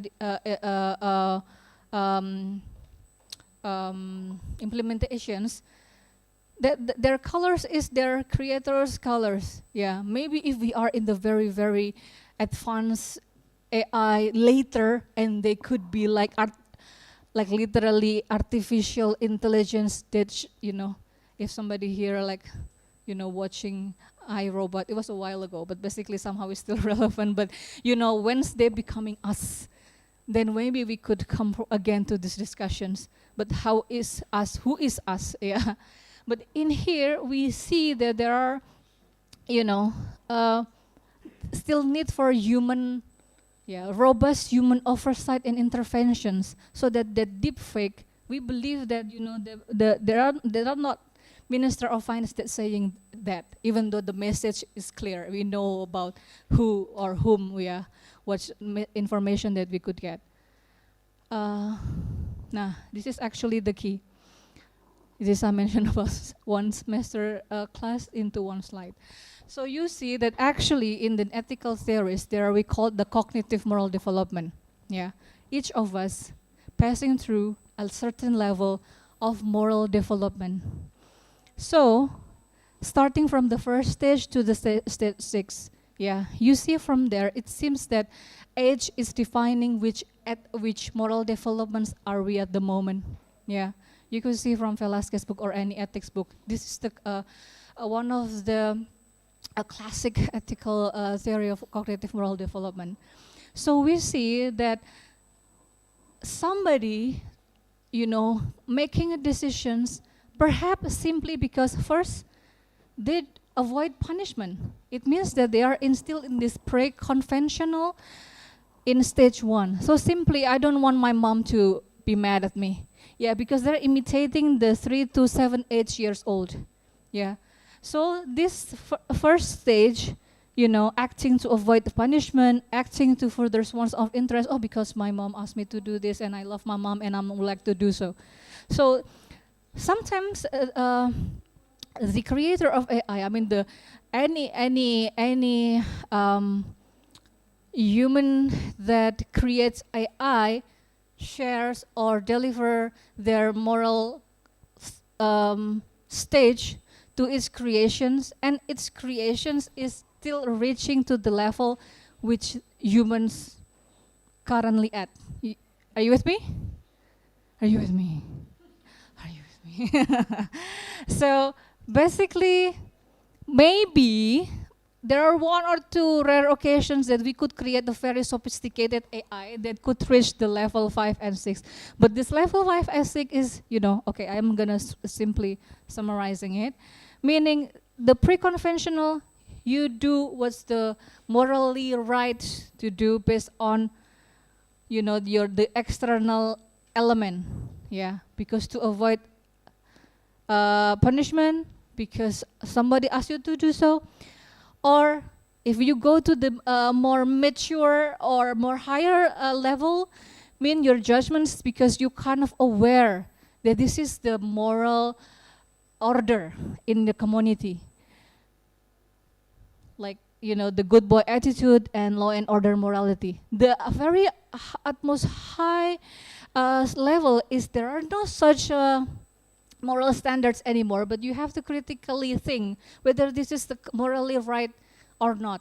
Yeah, I'm not talking about legally right, yeah, because that's totally different matters. Morally right and morally wrong is something much more bigger than legally right or wrong. And next slides, please. Based on that stage, GenAI's ability is still not reaching that level. Yeah. They are still maybe in the lower level, even though the creator is already perhaps in the stage 5 or 6. But we are not reaching the AI technology advancement that high, even though that's what professor is saying. The whole text still cannot feed the AI, meaning they will come into one conclusion, right? The simplifications. But moral is not that simple. It needs so many deliberations. It needs so many factors that should be considered for making only one decision, whether right or wrong to kill somebody, yeah? Or to, you know, once AI using in the surgery, whether right or wrong to cut this, you know, veins, for instance.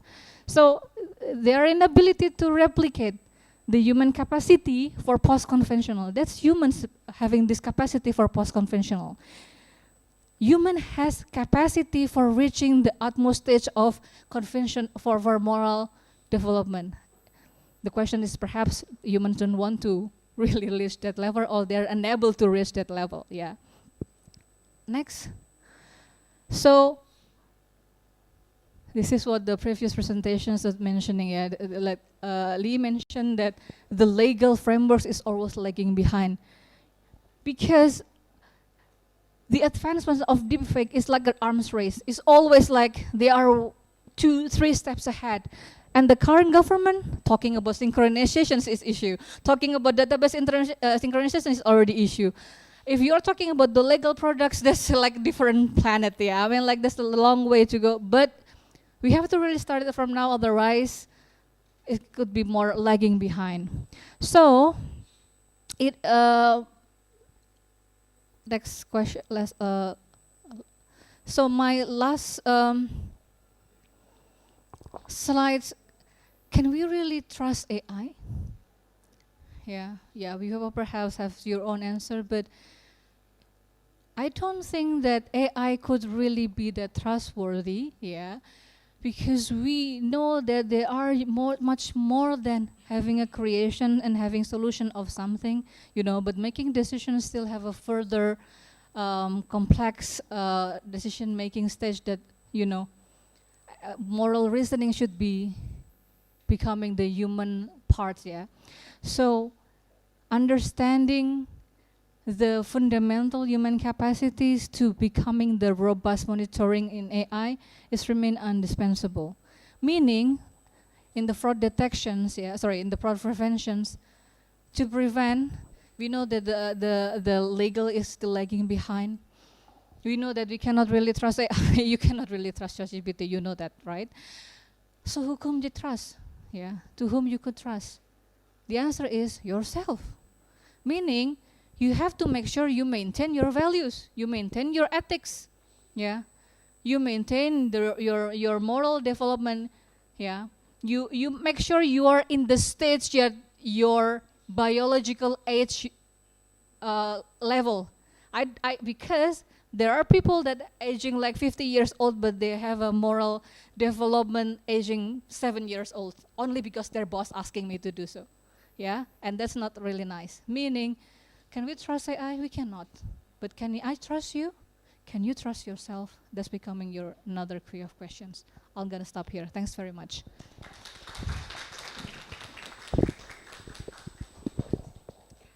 Thank you so much, Dr. Ajeng, for very insightful understanding around the morality of using AI. But I would like to invite you again to come forward for Dr. Ajeng and Miss Lee to come forward for our last Q&A session. Please sit down. And then maybe I'll have only around 10 minutes max for this Q&A session. Maybe I'll take the first two questions first from the participants. Yeah, Mbak Faya, and maybe another one from okay. Okay, we'll begin taking the questions. Hello, it's me again, Vaya from Mavindo. Before asking any question, I want to share a story from our social media team. It's kind of funny story. It started with their curiosity about the accuracy of AI detection tools. So to make it short, I'm not sure what tools they tested, but usually we use various kind of tools like Hive moderation and the likes. But to make it short, they inserted unoriginal content to the tools, and it turns out that the tools said that the content is AI made. So there was an accuracy issue there. That's why our fact checkers often prioritize or prefer using cross-referencing from reliable sources than using AI detection tools. And my question is, how can the scientific and tech communities improve AI detection models to make them more reliable and trustworthy to professional fact checkers and people in general? And what roles should these tools play in comprehensive anti-fraud strategy? Okay. Thank you, Mbak Faya. Thank you. And next, Mbak. Okay. Maybe that's Mbak Faya. I'm just like confirming that question for both speakers, right? Okay. Thank you, Mbak.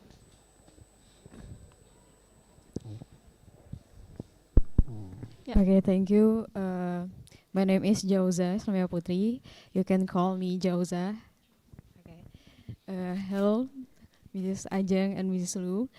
This is I want to ask about moral reasoning and how we use AI.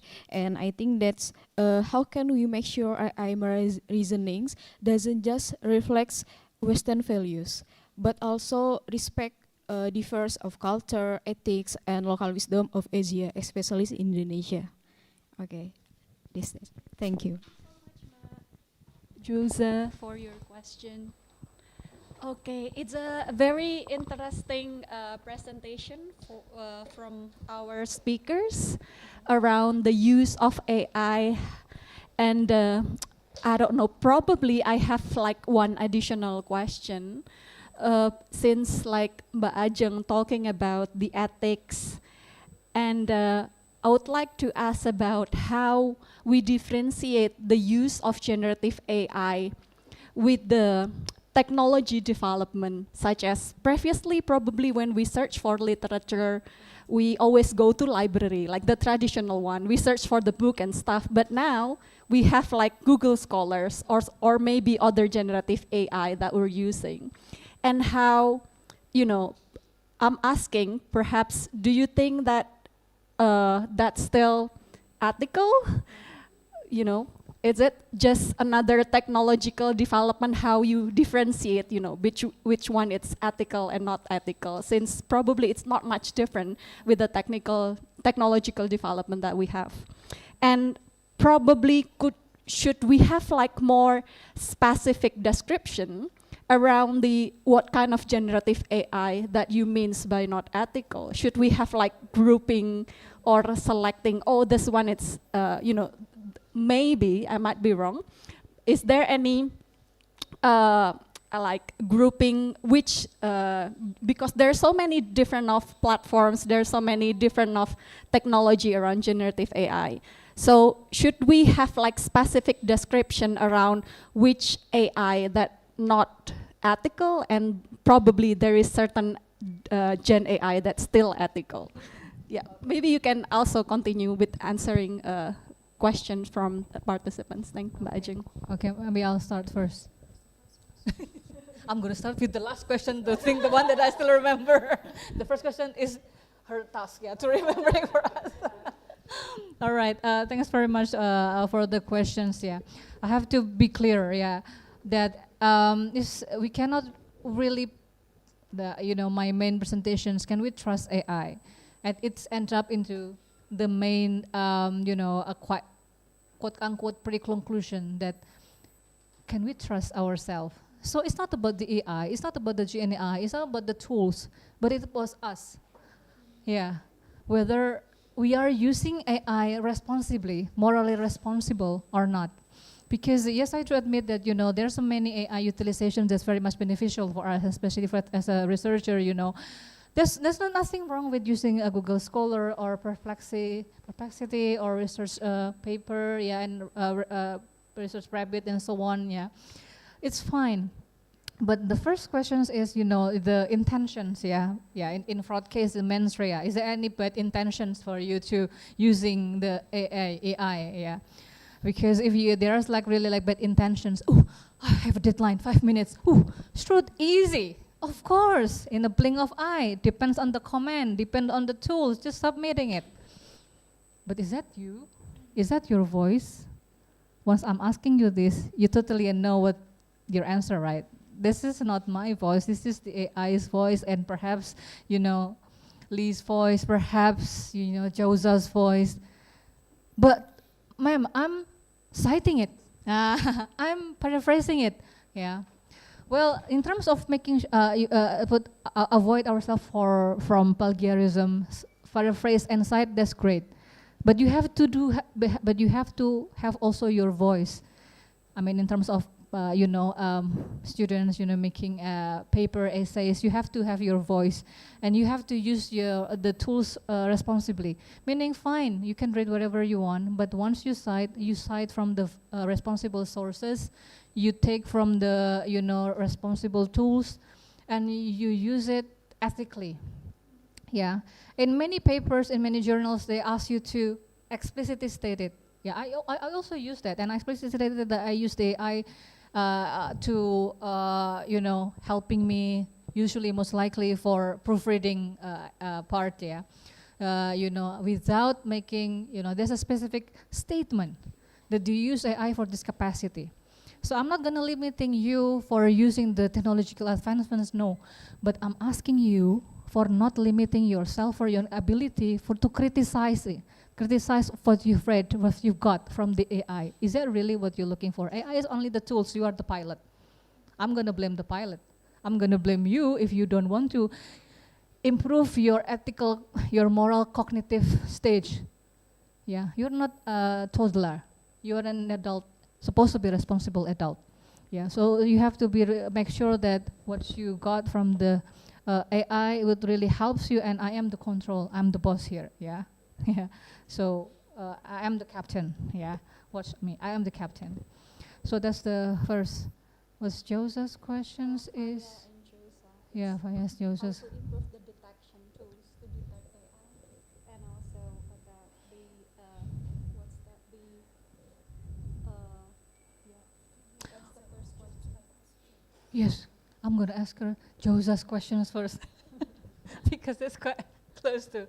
So now I forgot the questions. Yeah. So that's why I'm using AI to help me remember. Helps me remembering those, not providing me with answers. Yeah, and so basically, for what is it, Josa? Yeah, Josa. So what's your? Can you briefly summarize again your question, please?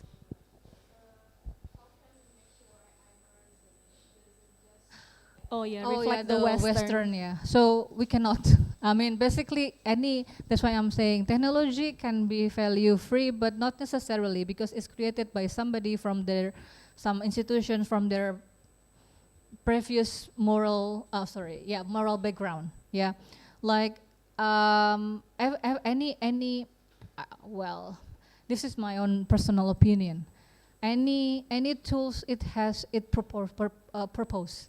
Yeah, any product has its own message, whether or not you're aware of that message or not. Yeah, whether or not there's implicit or explicit message. So what I'm saying is that's why you are the pilot. Yeah, if there's specific products, yeah, let me put it. I'm teaching ethics. I'm teaching ethics from, not necessarily I'm becoming the ethic expert, but what I'm saying is I teach ethics from the Western books publisher. But look at Western now in this current situations. So paradox, so naive, so hypocrite, pardon my language. So I always start my ethics class by saying, sorry guys, we are gonna use this book only to put it into frame to help our discussions, but please enrich our discussions, make it fruitful from other real cases. There are many philosophers, thinkers, yeah, from the developed country, from Western, but we do have also values, right? For instance, like, Asian values, the real Asian values, not the viral Asian values, yeah, the real Asian values. We have plenty, like, helping each other, gotong royong. Hey, this is also in my everyone's. Well, it is everyone. So that's why it's universal values. So you have to enrich, because once we talk about ethics, it's like talking about pyramids. Ethics is like in the top. The top is like the way you see things. The way you see things depends on the root. What is the root? The root is values. So the values is not only values that what has been given to you by the book, but also yourself. Is it apt with my values? Is this book is so cool. If I'm not joining this, I'm not becoming the cool person. No, if it's contradicts your values and you believe that I don't have to really follow some trend or some, technological advancements, then don't. Because the ultimate decision maker is you, yes or not. Sometimes it's as simple as that. But that's why I told you, ChatGPT, should I date her or not? No, you cannot ask ChatGPT for that. I mean, this really depends on how you think, whether she's the right person or he's the right one. Why he's not responding me? Well, you ask yourself, did you really respond wisely or just K? Yeah. So basically, it's just, go back again with the root of your values. Yeah, the moral is set of values. So basically what moral set helping you to make your decisions. You cannot really rely on what is outside of you, but make it as a bounce, and then you give back what after you give the values that you got yourself. Yeah. You want to add? What is the question? The first question, how to improve the detection tools to detect AI in using the tools. The first question, Western context. In Western context. Do you think that AI is representing the Western context only, or how to make it like more close with our values? Okay, so thank you for the first question. Is how we can detect AI, right?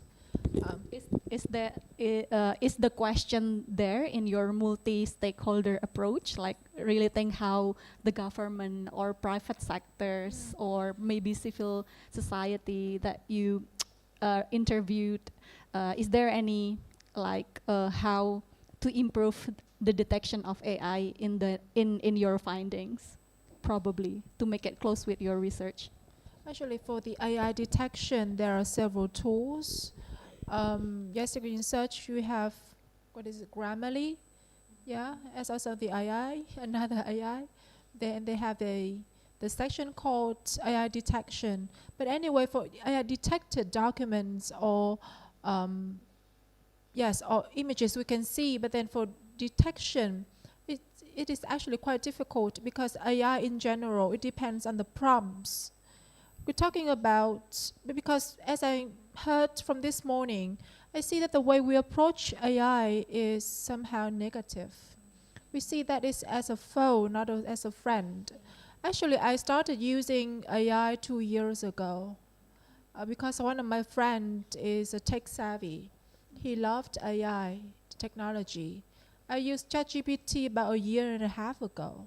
And I don't think that this is such a wrong way of using that.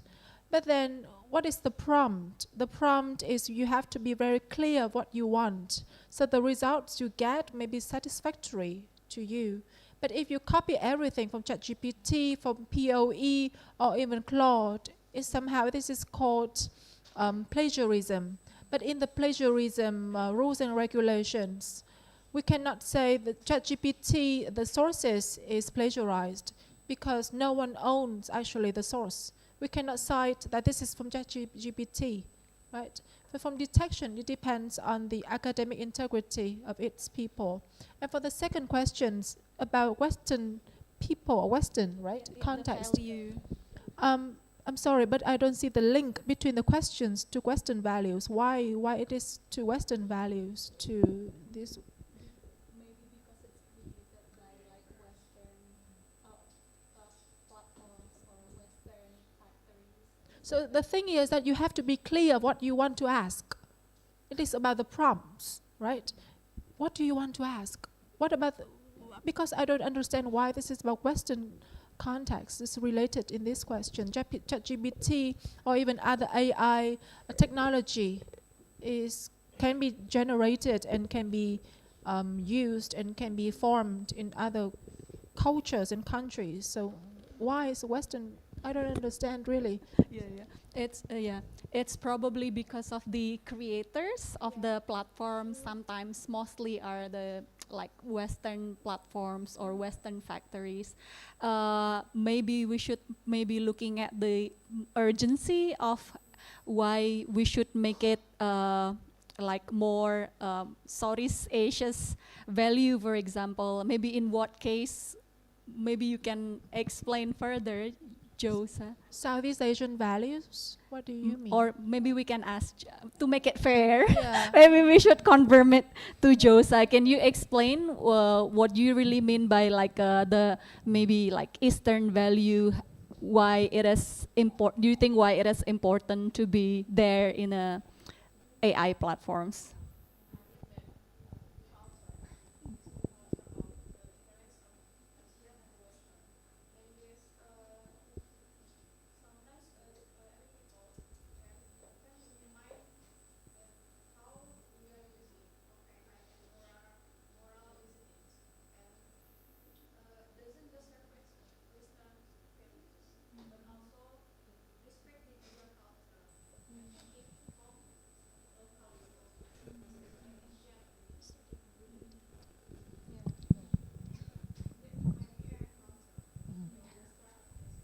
Okay, maybe I'm trying to add my opinion later. Yeah, perhaps we cannot really try able to, if we are not be, if we are truly cannot really distinguish or make sure is it really the values that suit me. So the main message is like be critical in any AI utilizations. You cannot really take it for granted what has been AI's given you, either ChatGPT or any type of AI, or even sometimes AI that helping you, like, I don't know, a robot that go to the Mars and give you, you know. So you have to really critical, make sure there are so many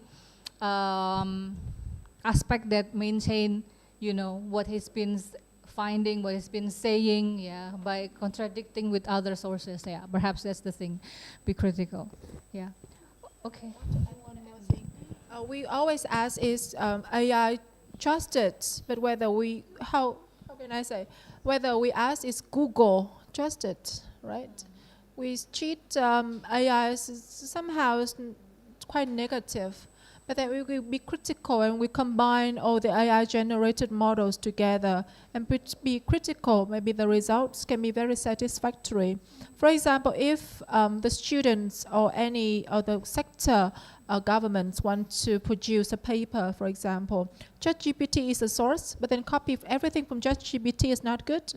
We can combine different models like POE, Claude, Gemini, yes, and Jenny. Jenny is a good source of writing literature review, and DeepSeek. DeepSeek is we should be cautious. A lot of models are being introduced, but we should know which situation it can be used and what for, especially for the academic integrity. It is about the list of references, right? We copy everything. Maybe some list, some source is cannot be found. So that's why being critical is more important than posing the question whether it's trusted or not. Because even human, some people can be trusted in this situation, but not in other situations. Thank you so much for Dr. Ajeng and Miss Lee for your presentation and explanation. Can we give round of applause for all the distinguished speakers? I have gifts for you have for the participants. Okay. Thank you so much. So Miss Ajeng have some gifts here that she would like to give it to the. Okay, thank you so much. I would give it to the Mbak Faya and also Josa later on. Okay, and myself. So this is considered. This is actually a pocket book, so it's very light, so everyone could read it. But basically, it's not ends up here. Yeah, you have homework to continue reading from responsible sources. Thanks for having me. Yeah, thank you so much, Miss Ajeng, for the books. Okay, thank you so much everyone for your questions. Thank you so much speakers for your amazing presentation. I hope that we get the fruitful discussion from this panel session. And for the e-certificate, you can also scan this QR code right in front of here in our monitor here. And then again, thank you so much, everyone. I hope that this presentation from a different perspective will broaden up your knowledge and then perspective around the fraud and as well as the financial scammers. Thank you so much, everyone. Again, I close my session here. Thank you. Wassalamualaikum warahmatullahi wabarakatuh. Thank you.